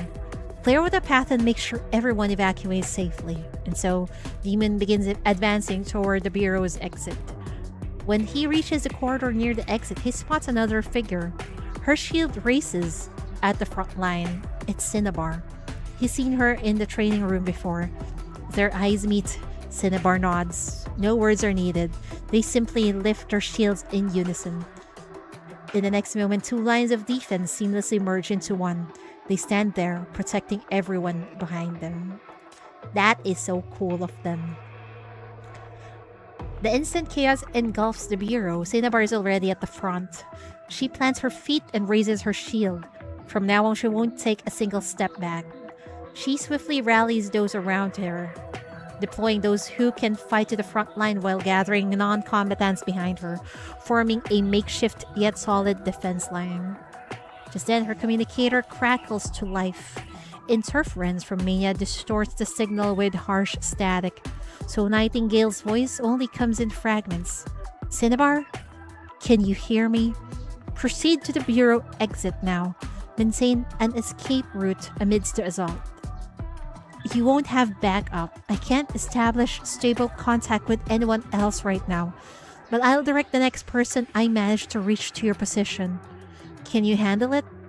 Cinnabar doesn't hesitate. She nods with unwavering resolve. I can.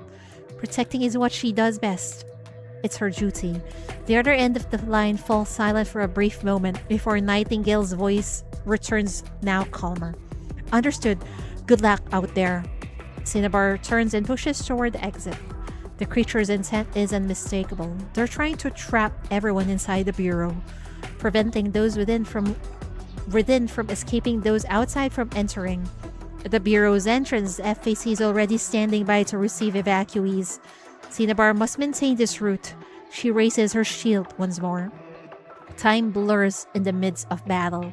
Cinnabar blocks strikes, pushes back, and advances again and again. To her, how much time has passed is irrelevant. Only one goal remains in her mind now. She must hold the line. Through the chaos, she feels it clearly.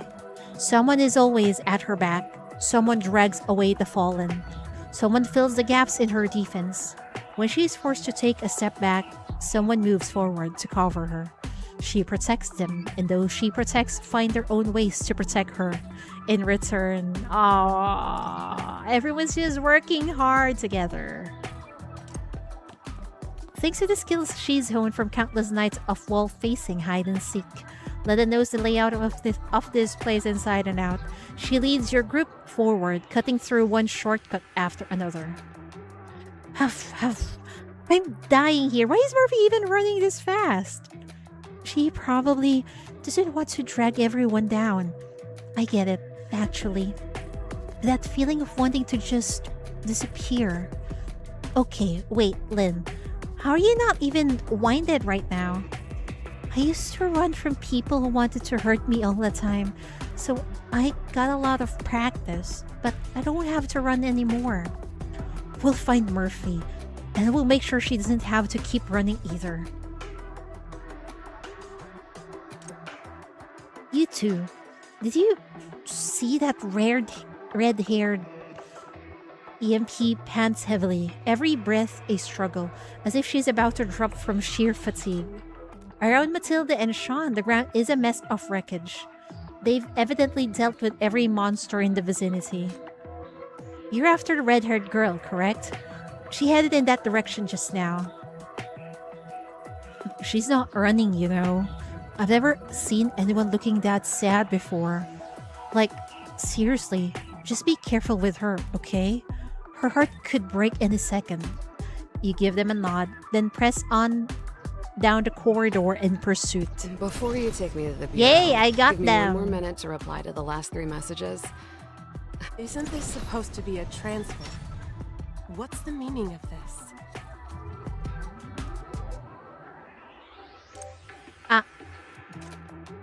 I need to put more people in here. Are we good now?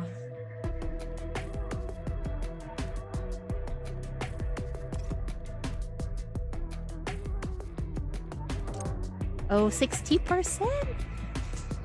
Oh my lord.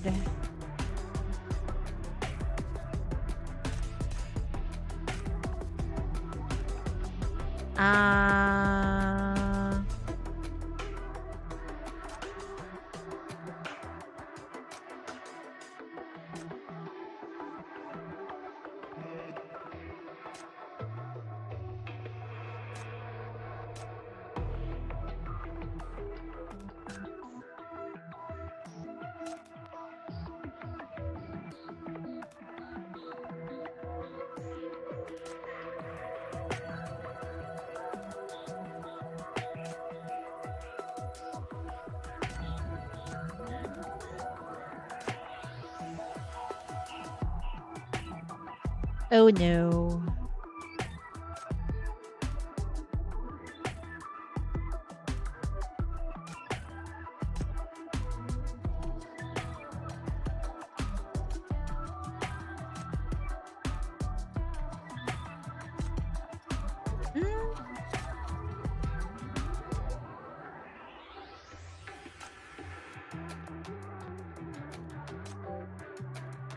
Yay, finally. Finally, all this misfortune is no longer shouldered alone. Her hand clamped to her chest. Murphy staggers through the passage. The walls around her twist ceaselessly between reality and corruption. The once linear metal corridor elongates and compresses in erratic spasms, while the overhead signs flash wildly through B3, quarantine zone, logistics corridor, unknown area. She dares not turn around. She knows exactly what awaits, those already sinking beneath the weight of her growing power. It has already happened once. It must never happen again. No. She needs to get farther away, deep into a place no one can see. Some forgotten corner where all the bad luck will finally be hers, and hers only. If I could just be alone. Ahead, automatic door senses her approach and lets out a soft electronic chime. Identification failed. Anomalous conceptual contamination detected. Please remain in place and await quarantine procedures. The next second, the automatic door does not slide open. Instead, the entire slab of heavy metal lurches inward and plunges toward her head, like a guillotine slipped from its rigging. She instinctively tries to dodge, but before she can even find her footing, the overhead lights explode one after another, and the fire sprinkler pipes burst right on their heels. All she can do is clamp her hat down tight and lurch into the side passage. Warning, high threat anomaly in motion detected. Termination recommended. Oh no, you don't. Termination. Murphy keeps her head bowed, her fingers curling tighter by the inch. Right. Of course. This is how it's supposed to be. This place wants me gone. Everyone around me gets hurt. So what am I even running for? Keep moving forward. Isn't that what you've always been best at? On the bureau's wall, a shadow that should not exist slowly surfaces into view. Find some quiet corner where no one can see you. Stay there. Don't cause trouble. Don't drag anyone down. Don't make anyone stop for you. Murphy's breathing quavers. Before her stands a figure exactly like herself. Down the corridor, the emergency light ignites in sequence, and with every light that comes on, the shadow on the ground grows a shade darker. Shut up! Why shut up? The voice laughs softly. It sounds precisely like hers. This is what you've been thinking all along. Murphy doesn't want to believe it, but every word sounds like something dredged straight from her own mind. A transmission bursts through the silence in Murphy's ear. It's Norma's voice. Murphy, she's not you, she's Mania! But before the words can finish, the dark figure swipes a hand and the connection snaps dead. It makes a small dismissive noise, then picks up right where it left off. Someone like you should never get close to anything normal. You're a vat of dye. Everything you touch, you stain. Including what you treasure most. Chief. No, don't listen to her. If you'd just hidden yourself away like before, Chief wouldn't be hurt. If you'd kept your distance, everyone might have already made it back safe by now. Don't you dare use my voice to say that. The thick black shadow ahead sways faintly, then finally raises its head into a grin. In that case, Let's find out who this voice eventually belongs to. Shall we? Dear Murphy. From the dome high above comes the shriek of grinding steel. Crash after crash follows, and many entities are before her again. Oh no, you don't.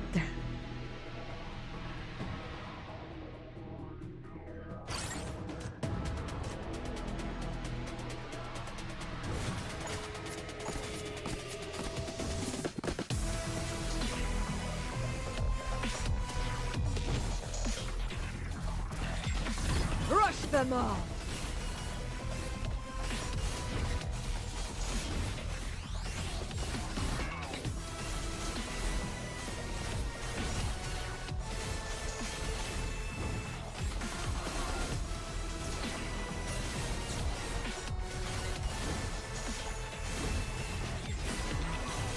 Please, don't miss!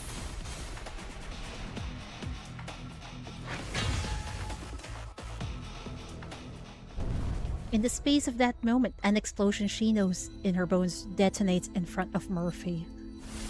Shackles, crimson light sears across the length of the corridor, sending every monster in her path flying. Found you. Why? You simply reach out and offer your hand before her. Because you think running away will fix everything. But that's how it's supposed to be! No. She raises her voice at you for the first time. If I hadn't gotten close to you all, Chief wouldn't have been hurt. If I'd just run further away sooner, that thing wouldn't have gone after everyone. No, even without you, Chief will still get hurt because of her job. The Bureau turned out like this, and even this place itself wants to crush me. Doesn't that prove it? Everything is because of me. Her voice dies away, and the silence rushes in. Yet you, too, have something to say to the girl in front of you. Then answer me one thing. If everything really only gets worse because of you, then why hasn't a single person standing here left? That's right. You shift your weight, stepping just aside, and from behind you, several familiar silhouettes emerge. You all... Murphy hesitates, then asks the question she has asked so many times before. So... we're still friends? Always has been. Of course. You keep saying you bring bad luck to everyone, but honestly, for sinners, it's really not that bad. The instant you finish, those beside you fix you with subtly pointed stares. Because you have never ever tried to use your misfortune to hurt anyone on purpose, Murphy. That's Correct. right. Mania overflow is unavoidable. It could happen to anyone. With the Shackles' intervention, Norma patches the forcibly severed comes back through, and the channel stirs to life with a swell of voices. Well, the misfortune's still a little bit of a hassle, sure. But once you get used to it, it's actually kind of fun. Yeah, at this point, if you weren't around, I'd probably forget how to aim. So, face Mania together with us. We need you. Murphy stares at you, her expression frozen. Whoa, that actually worked. Chief, did you see that? Wasn't I amazing just now? Didn't you just say we'd lose even harder? Even if it means burning up all my luck for the next 20 years. No, wait. What luck do I even have? Fine. Then I'll stake every bit of bad luck for my entire life. If this could be my everyday life, that wouldn't be so bad. Wait for me! Dear Murphy, time to listen to them. Oh, you shut up. We need to destroy this entity. The incarnation of misfortune rips through Mania and surges forth, blasting your group apart across the platform without resistance. Accept me. I am you. From this moment on, I will carry all your misfortune. I will savor the endless suffering in your place. The moment its words die away, monsters pour out in a crushing tide. A little hope and a little luck, that is what remains within my heart. You strike down every creature, yet your attacks phase through the shadow and leave no mark. Worse, each hit only seems to make it stronger. Keep trying. Who knows? Maybe one of those will actually sting. What the hell? Did this thing toggle on God mode or something? Nothing's landing! It's probably cheating. Murphy stares at the silhouette, so identical to her own, her fingertips trembling faintly. She can feel it. This thing is bound to her. It knows every thought buried in the deepest recesses of her heart. It knows precisely what she needs most, and yet... Listen, Murphy. Biologically speaking, it really is similar to you. Misfortune surrounds you constantly, but the shackles neutralize your M value, keeping you locked in a dangerous but stable equilibrium.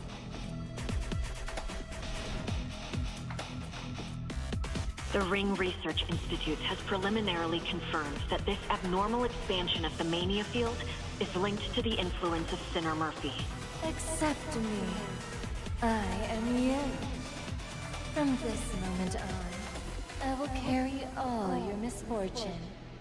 I will savor the endless suffering in your place.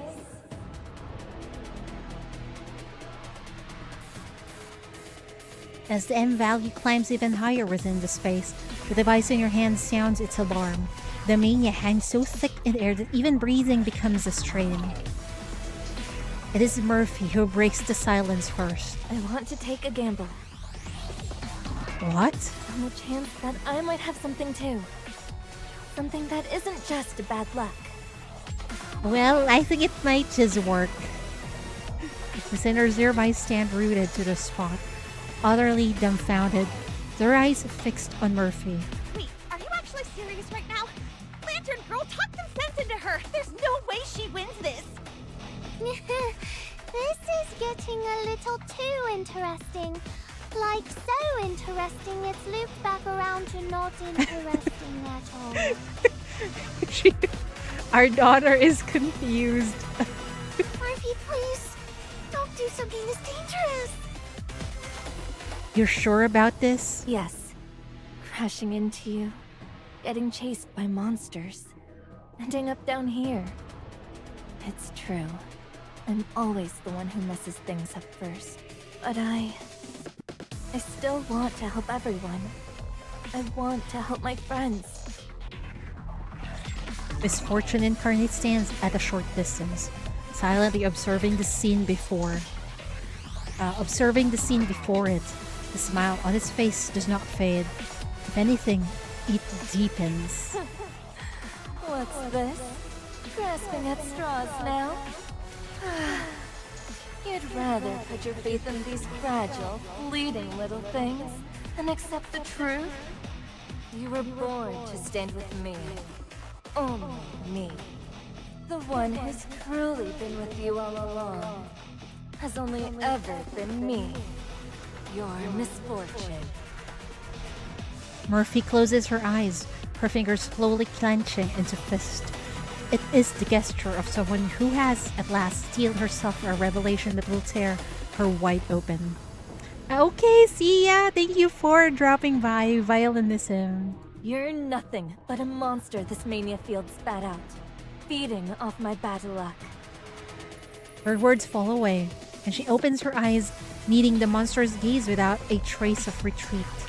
In the same breath, her hand comes to rest upon your shackles. I won't lie. I don't know what's going to happen if we do this, Murphy. Then I should at least get one chance to see what's really left of me. Don't worry. We're all with you. Fine. If Chief's in, I'm in. But I'm calling it now. If things go south, I'm the first one out the door. No problem. Don't change EMP. So what if the worst should happen? Then let it. A few more days in this maddening bureau is nothing. Not when you'll finish this misfortune incarnate together with your friends. You want to become me, to strip away my very existence. Then I'll tear every last bit of it away from myself and give it all back to you. As Murphy speaks, she extends her hand, and threads of black come streaming forth in endless ribbons. Misfortune incarnate before her is delirious with glee, so impatient that it seizes Murphy's hand in a vice-like grip before she can offer it. The violet-black mist thickens, wrapping nearly its entire form in a dense shroud. Its silhouette swells and shoots upward, and its smile warps into something utterly grotesque. Yes, that's it. Acknowledge me. Accept me. Only together with me can you be whole. But its voice cut short. It realizes it fucked up. It realizes with a jolt that its own power is draining away at a terrifying speed. The mist is rushing toward Murphy instead. It thrashes wildly to break free, only to find your shackles clamped down on it, unyielding. No. Why? It rips itself loose with a burst of force and looks down at its hands. Those hands that once passed for human now grow indistinct, regressing toward the primal form of mania. You've won the gamble. The sinners' wary sly grins, though not a single word passed between them. Each seems more than happy to have joined Murphy in this reckless gamble, letting misfortune incarnate drop its guard and walk straight into her grasp. What did you do? Let me spell it out for you.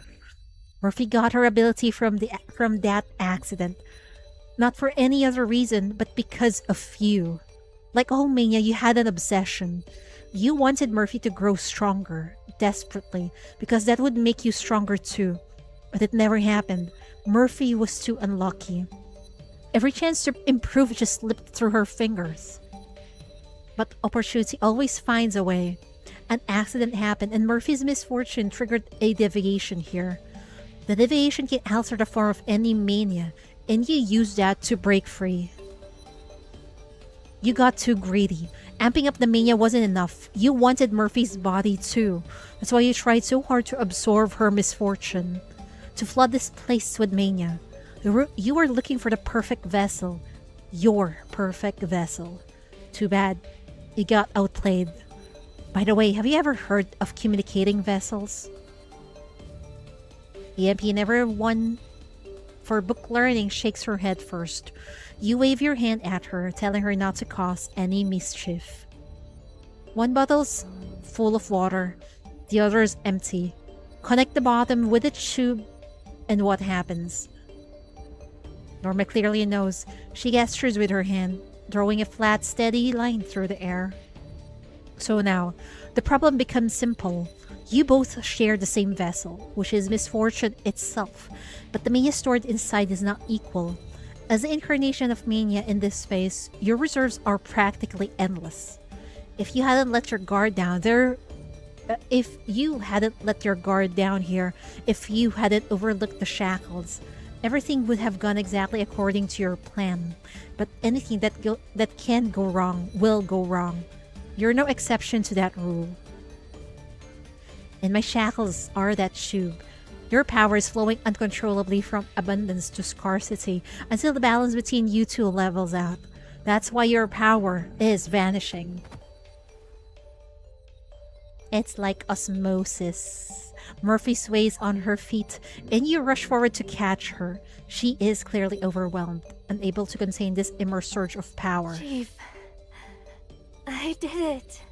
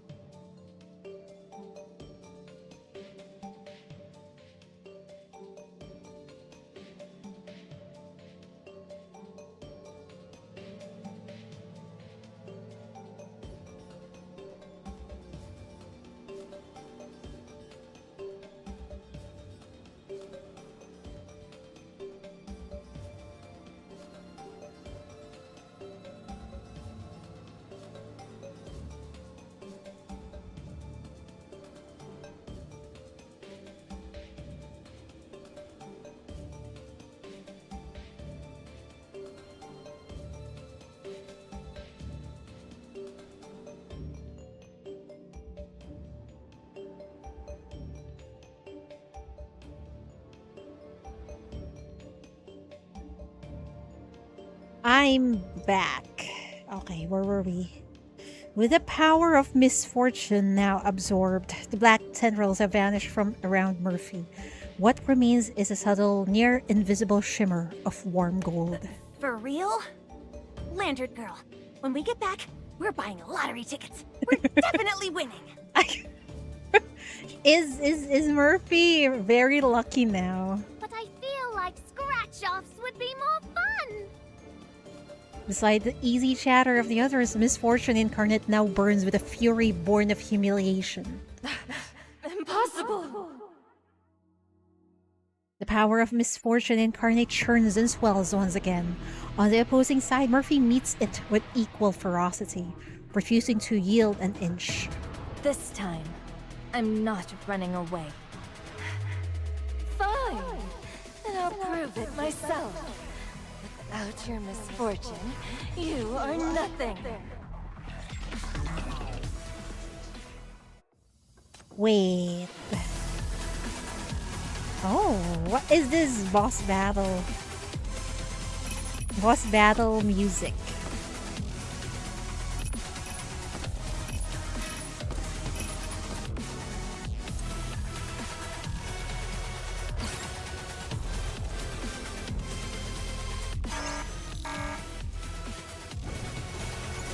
He's huge.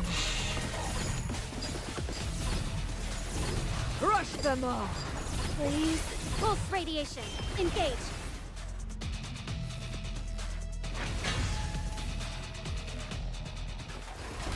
The maintenance platforms, barely holding together moments before, now wrench themselves out of alignment all at once. Nearly every foothold lurches in the same big breath toward the most treacherous angle. Even the mania that had been drifting formlessly through the air coalesces under its pull, sharpening into countless slender black spines that come raining down from every direction. Do you see it now? This is misfortune. It forces everything towards the worst possible outcome. And no one can resist it. Oh no, the MBCC is in tatters. Who's gonna shoulder the bill?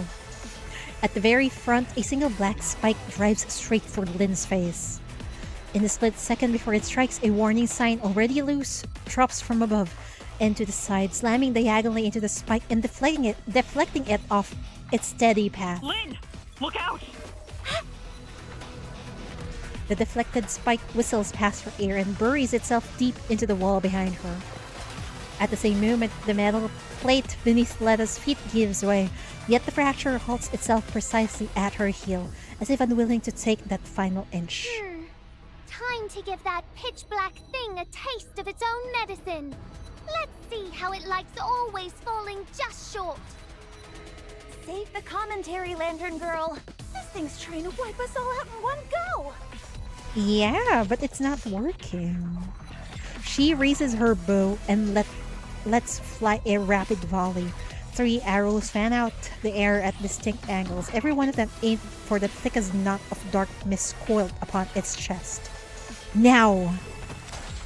The black incarnation furrows its brow and waves away the arrows with a sweep of its hand. The two forces land evenly matched, neither yielding an inch off ground. With every step it takes, the platform splinters apart beneath its feet. And Murphy steps forward as well. The two figures advance toward each other through the same crumbling space, unflinching. Do you really believe you can match me? Dear Murphy. Oh yes, she can. It's a showdown between you two. Guess I'll find out. I want to see if this world will show me any path other than the worst one. Wow. Murphy's so cool. The battle rips through the entire space, dragging everything deeper down with it. From the corridor to the broken bridge, from the broken bridge to the warped hall, and finally crashing into that first area, the one overturned by the car, now a ruin beyond recognition. Stop it. I am kind of worried about the repair bills the MBCC will get. Still, neither side can seize victory. Both have spent every last method, and neither can muster even the ghost of a proper strike anymore. One day, that fear will come back to you. You will still run. You will still expect the worst to happen first. And when that day comes, I will return. I will return as your deepest nightmare. That's a problem for another day. At least right now, I know one thing for sure. There is another possibility besides misfortune. The incarnation sneers coldly, offering no answer. It raises a hand and forces misfortune itself into solid form, ready to hurl it straight at all of you. From the distance, the utterly ill-timed roar of an engine cuts through the air.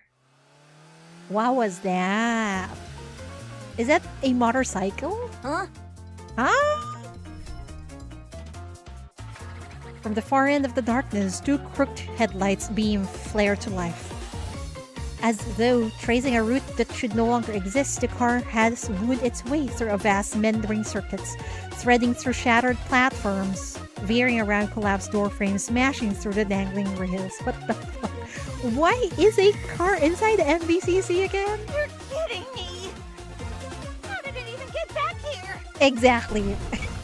The car charges forward, just as it did at the very start, barreling straight toward its target. Only this time, that target is it's not you. Yay! The black incarnation folds in midair, its body bent into a lurching broken arc. Its shell, already split through with countless cracks, finally gives way under the impact. The purple-black mist detonates outward. No. Yes. This can't be! The car swerves drunkenly forward a short way, then screeches to a halt not far off. For good measure, the hood lets out a thoroughly undignified puff of smoke. How did this get in here? I thought this one got wrecked in the accident earlier. Why? For the first time, it looks utterly lost. Because you've always believed that luck only ever tips one way. Toward the worst. With a thunderous boom, the dense purple-black mist rolls outward in all directions, like a tide rubbed off its center. And in kind, the misfortune and mania that Murphy had temporarily taken into herself begin to scatter and fade. Deep-level anomaly core confirmed eliminated. Reality restoration in progress. Wait, the underlying physical structure is collapsing. You tell me the MVP is actually the car. As mania disperses, a wave of vertigo comes crashing over you. You realize with a jolt that everything around you is inverted. Thanks to that residue of Murphy's misfortune, the entire space now lies flipped, meaning every last one of you is plunging head first in free fall. Oh no. Until the very end, misfortune remains by your side. A little warning next time! I don't even get to strike a cool pose! We're falling! Oh no. Looks like it's a diving activity now! No, wait! There's still a cushion layer below us, right? I don't know. According to my analysis, there should be. But set against everything you've endured to get here, this is hardly more than a trifle. Chief? Chief! All personnel deploy every maintenance airbag and buffer net on the lower level immediately. We have to catch them, no matter what. Wife is panicking. The howling wind swallows her, voice almost whole. You lash out with a crimson shackle, sending them straight through the air to snatch Murphy, the one nearest to you mid-flight. Chief! Hold on tight, don't let go! After a fall that seems to stretch on forever, a soft white glow finally blooms below it. It is the buffer netting and maintenance airbags, deployed automatically in the wake of the emergency repairs. In the next breath, everyone plummets into them with bone-rattling force. At least we're safe. We're fine now, right? Did you notice Jamia's dissipating? Looks like Chief's already resolved things. Knew it. I had a good feeling about her from the start. Still, let's not let our guard down. There are quite a few mania monsters lingering. Clearing them out will take some time. In fact, here's one now. Well, hello there. No need to be scared. An honest puppet. I am. Never ever lie. Never ever tell a lie. Nope, not me. Oh, why do I get a bad feeling about this? Looks pretty harmless, honestly. Kind of cute, even. Once the mania levels drop a bit more, it'll probably just fade away on its own. Oh, thank you for the kind words. You know, I saw you drop a terminal earlier, so I came all this way specially to return it. No! Don't return it. So you're the leftover mania monster we missed. My apologies truly, but I'm going to have to dispose of you now. Huh? Is this not your terminal? Oh, please don't be upset. I'll get to the bottom of this. Let me just have a quick peek at the chat history. Sean scrambles frantically after the puppet, but the puppet proves far quicker and more nimble. Babe, you must be exhausted today. How else would you be working overtime in my head all day? Got plans tonight? I can't promise I'll solve everything, but your heart, consider that handled. Relax, I'm not a player. I just have a big heart, that's all. Fucking cringe, man. Big enough for everyone out there. Stop it! Stop reading those! Not to worry. As an honest puppet, I've taken a sacred oath to find this terminal's one true owner. Aha! Found it. This terminal belongs to a user named Hopeless Romantic, and her real identity is... Sean, that's right. Hopeless Romantic is Sean. Sean is Hopeless Romantic. This is so freaking embarrassing, man. It pauses briefly as though a crucial detail has just surfaced and adds with sudden seriousness. And she was chatting with 7 different people at the same time. The air drops into silence. The beer is swallowed by a stillness that feels eternal, stretching wide and empty like the void of space. This monster must be eliminated now, immediately. Hey, what's with the chasing? All I did was tell the truth. Don't tell me. Honesty actually makes people mad. Sometimes, yeah. Huh. Matilda just sighs. Wait, let's read this first. Rather than carrying out bureau missions, Sean prefers locking herself in her room to chat with friends on the other side of various screens. Several communication terminals sit on her desk, each one dedicated to a single person. In a way, you could say she's very loyal. Loyal? The bureau is an ideal place for chatting online. Here, as long as she completes her assignments on time, no one will question what she's doing. No unnecessary interruptions. No prying eyes or malicious gossips. Every sinner has her own problems to deal with. No one's got the time to be curious about her identity offline. She likes it here. She likes the distance she can maintain from others. Tonight, Sean has prepared a special online chat night for herself. She stocked up on drinks and snacks, charged all her terminals in advance, almost like she's setting up a small party. That's so sad. She's having a party with just her terminals. Well, except for the fact that every guest is on the other end of the screen and they'll never meet each other. Here at the bureau, I can chat without being bothered. Sean sinks deeper into her chair, contentment washing over her. Well, as long as she's happy in whatever she does.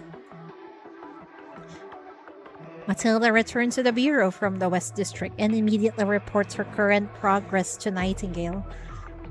Following proper protocol, At the same time, she meticulously organizes all relevant data and coordination matters line by line, passing the baton in accordance with regulations. The entire process is executed flawlessly without a single oversight, leaving Nightingale thoroughly satisfied. After finishing her work, Matilda heads to the Bureau's shooting range. The firearm feels as familiar as ever. She steadies her breathing, aims carefully, and pulls the trigger. The entire sequence flows seamlessly. The bullet holes are clustered neatly at the center of the target. Every single shot, a perfect bullseye. For others, such repetition could feel tedious, but for Matilda, it's a rare moment of reprieve. She even considers inviting Nightingale to practice shooting together. Ooh! Wait, in my head, Nightingale does not have good shooting skills. But I guess it makes sense if they would practice together. Matilda, yeah. However, after thinking about how busy Nightingale always is and how the request might come across as somewhat abrupt, she feels a bit self-conscious about it. Still, she's just been registered on the Bureau's internal network. There will be opportunities. Nightingale needs to be playable. I agree. I heard she was supposed to have a Sinner number during the beta, if I remember correctly. But I don't know what happened then. She's not playable now. There will be opportunities. Speaking of the internal network, the only imperfect aspect of her recent debriefing is someone called Hopeless Romantic, who keeps sending her messages. They seem to treat the work communication system as a casual chat platform or some kind of social networking account for making friends online. Technically, such behavior violates Bureau protocols, but Matilda isn't bothered. She actually finds it somewhat interesting. Wow, she finds chatting with Sean interesting? Is this a budding romance between the two, I wonder? Hopeless Romantic always manages to come up with creative ways of phrasing things. If she could learn how to communicate with others better from this person, it might prove helpful. Matilda pauses briefly, reloads, then aims again. Another perfect bullseye. Once this round is finished, perhaps she could meet this Hopeless Romantic in person, she thinks. No! You shouldn't learn socialization skills from Sean, I swear. Don't do it. Ugh, my head's spinning. I had this dream where I moved into some fairy tale castle and became a princess. And I was talking all fancy and stuff. Yeah, I'm kind of wrecked too. But hey, Mania's cleared out. Monsters got stomped out. Forget it. That didn't rhyme well. Whoa. Not far off, EMP strolls over, hands tucked behind her back, wearing a secretive look that suggests she's got something wildly interesting in her grasp. Oh, good. She managed to take a video of what happened. Oh wow, EMP, you're still alive? Thought for sure some monsters ate you. I was actually concerned for the monster. What if your bow got stuck in its stomach? Indigestion's a terrible way to go. Oh, you are gonna love this. I've got something super special. You gotta see this.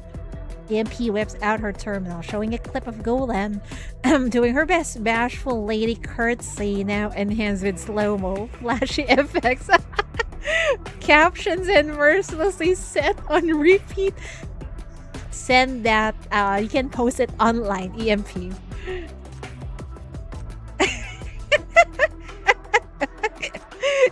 Oh man, I almost died holding that in. It finally hurts so good to laugh. Your face right now, I can't. It's so good. You are dead. No? I already made 3 backups. I'm sending it to Hella, then Ness, then the whole Bureau intranet, so everyone gets to see this.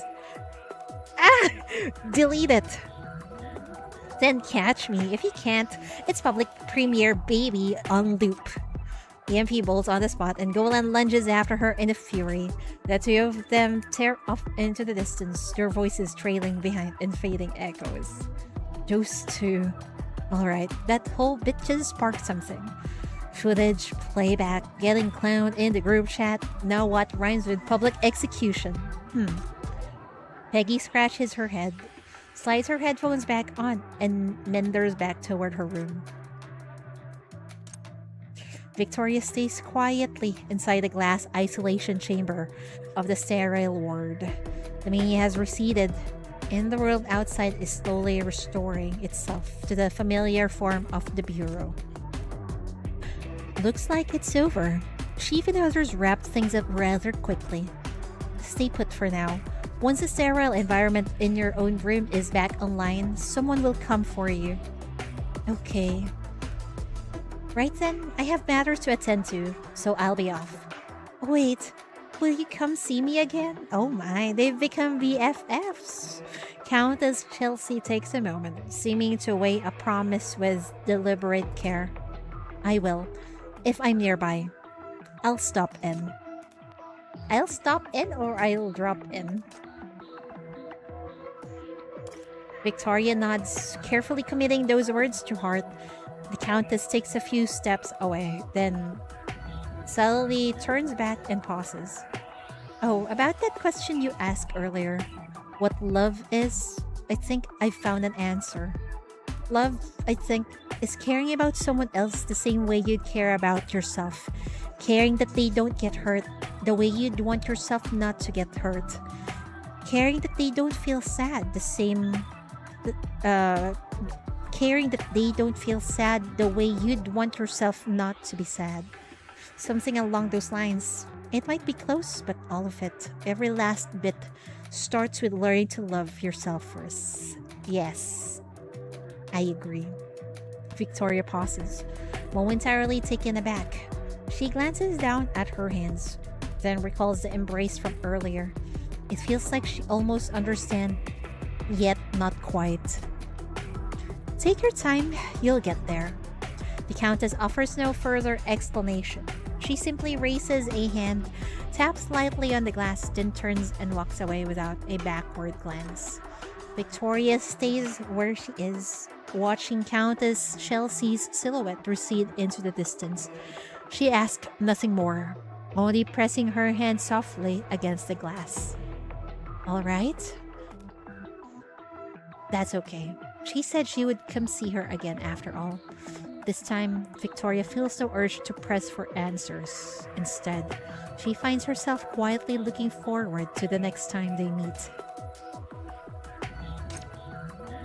If there's a possibility that something might get better, no matter how slim that chance is, it will happen. It's opposite of the Murphy's Law. Afterward, the Ring Research Institute spends 2 full days conducting a secondary sweep and structural reassessment of the Bureau's underground sector. Faced with a report thick enough to bludgeon the person dead, poor Chief, Nightingale reads it through, falls into a long silence, and in the end, merely sets the file down with care before turning to arrange new maintenance rotations and security shifts. The incident is ultimately classified in a string of rigorous, officially worded conclusions. But in the words of those who lived through it... Okay, listen, little mouse. You're not gonna believe this. We cleared this absolutely insane, ultra-hard secret dungeon under the Bureau. She's exaggerating things again. And the place was completely cursed. Slimes, coin banks, you name it. Oh, and get this. There was this mania thing, like the embodiment of bad luck. And it totally had us on the ropes the whole time. Good thing good thing we pulled off some serious clutch plays, or we would not have made it out of there. A scrub's a scrub. You got your ass kicked and you're still out here bragging about it. Right. Forgot to mention, Chief was there too. What? That dummy had something this fun going on and didn't even tell me? We're here out on a field mission at the time. Ugh, I don't want to hear it. And anyway, couldn't you have just messaged me on the terminal? Obviously, I would have rushed back in if I knew. Adjutant Nightingale said the comms were blocked by the Mania field. Next time something like this goes down, I'm definitely not missing it. Yeah, next time. Sad, they're not voiced. In this post-incident review, the Ring Research Institute concluded that Murphy's misfortune was not eradicated, but rather brought into a more stable equilibrium. Though drawn into the incident by misfortune, and though she came face to face with Mania, it was in reckoning with that Mania, and through it, that she finally found herself with something more than misfortune alone. Of course, the Institute supervisor who gifted away the experimental material was also suspended from his position. Oh no! It was not his fault! 4 days ahead, he will serve as a member of the MBCC maintenance crew, helping repair the damage wrought upon the Bureau. And so... A long, long time later. Oh, wait. Maybe not that long after all. For this city, managing to get through an entire week without incident is already an accomplishment worthy of the history books. That's right. Anyway, on what seems like an utterly ordinary workday, though, in truth, not quite so ordinary. I wouldn't call that ordinary. Mania response detected from Sinner Murphy. Move to detain. Attention, all units. Sinner Murphy's misfortune abilities remain active. Stay sharp. What? The containment net short-circuited 1 second before deployment and tangled up 3 of our own people? Team 1, pull back. Team 2, move in now. Go, go! Team 2? Team 2, report. What do you mean the tear gas all went off at once? We can't even see what's happening on site? Command, Sinner Murphy's current location unknown. Requesting immediate assistance from the MBCC chief. We still need to catch her, huh? The reception office isn't changed as it always has been. Since Kiki recovered from her injury, her life has remained much the same, yet not entirely without change. She has lately taken to growing 4-leaf clovers after receiving seeds sent by an old friend. The seeds her friend claimed came from another world and would bring good fortune.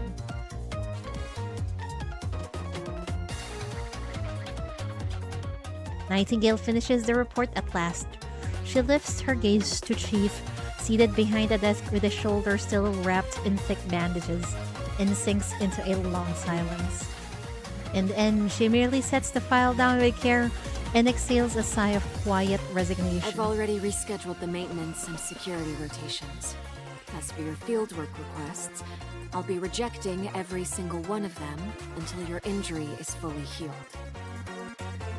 Aw, wife taking care of As wife. for the red-haired figure who vanished from the reports, who knows? Maybe this time, fate will actually show a little mercy and let her stumble upon a stroke of luck. The truly good kind. Around some corner where no one's watching. Oh, you won't get away for long, Murphy.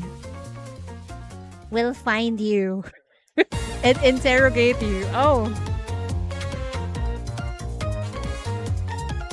That's too fast.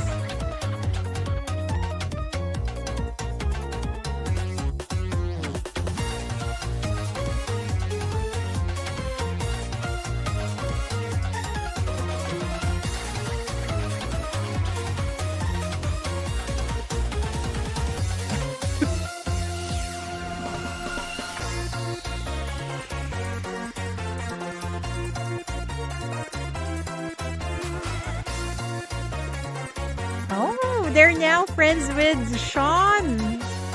Sean and Matilda, I mean. Oh no, that's too fast. I didn't get to read Matilda's. We need a pause button.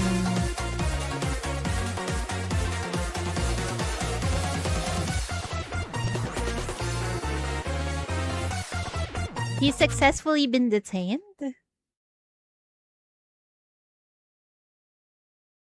Ah! Why did the brakes break again? Chief!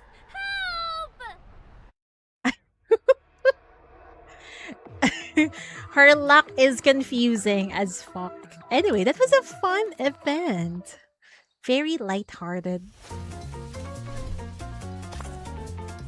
Now, I wonder what will happen to the next to the main story. It's another heavy main story chapter. It seems like, because this one is so lighthearted. Although it's still related to the Ring Research Institute, and apparently we're going there in the next main story chapter. I can't wait. Anyway, this event is kind of short, isn't it? It's like around 5-6 hours. Pretty short, but it's pretty fun. Anyway, thank you for If you're hanging still out feeling with unwell, Cheatery. how about I keep you company and talk to you for a while? My voice might make you feel better. Sure. Anyway, thank you for hanging out with Cheatery. I'm gonna see you all again with Four Paths to Nowhere. It's probably Hippa's interrogation and Jasmine's. Let's see. I'm not sure when. When I'm free, I will do it. Anyway, that's it for me today, folks. I'm gonna go eat some snack because I'm hungry. Otsu, Cheatery, I'll see you all next time. Bye-bye.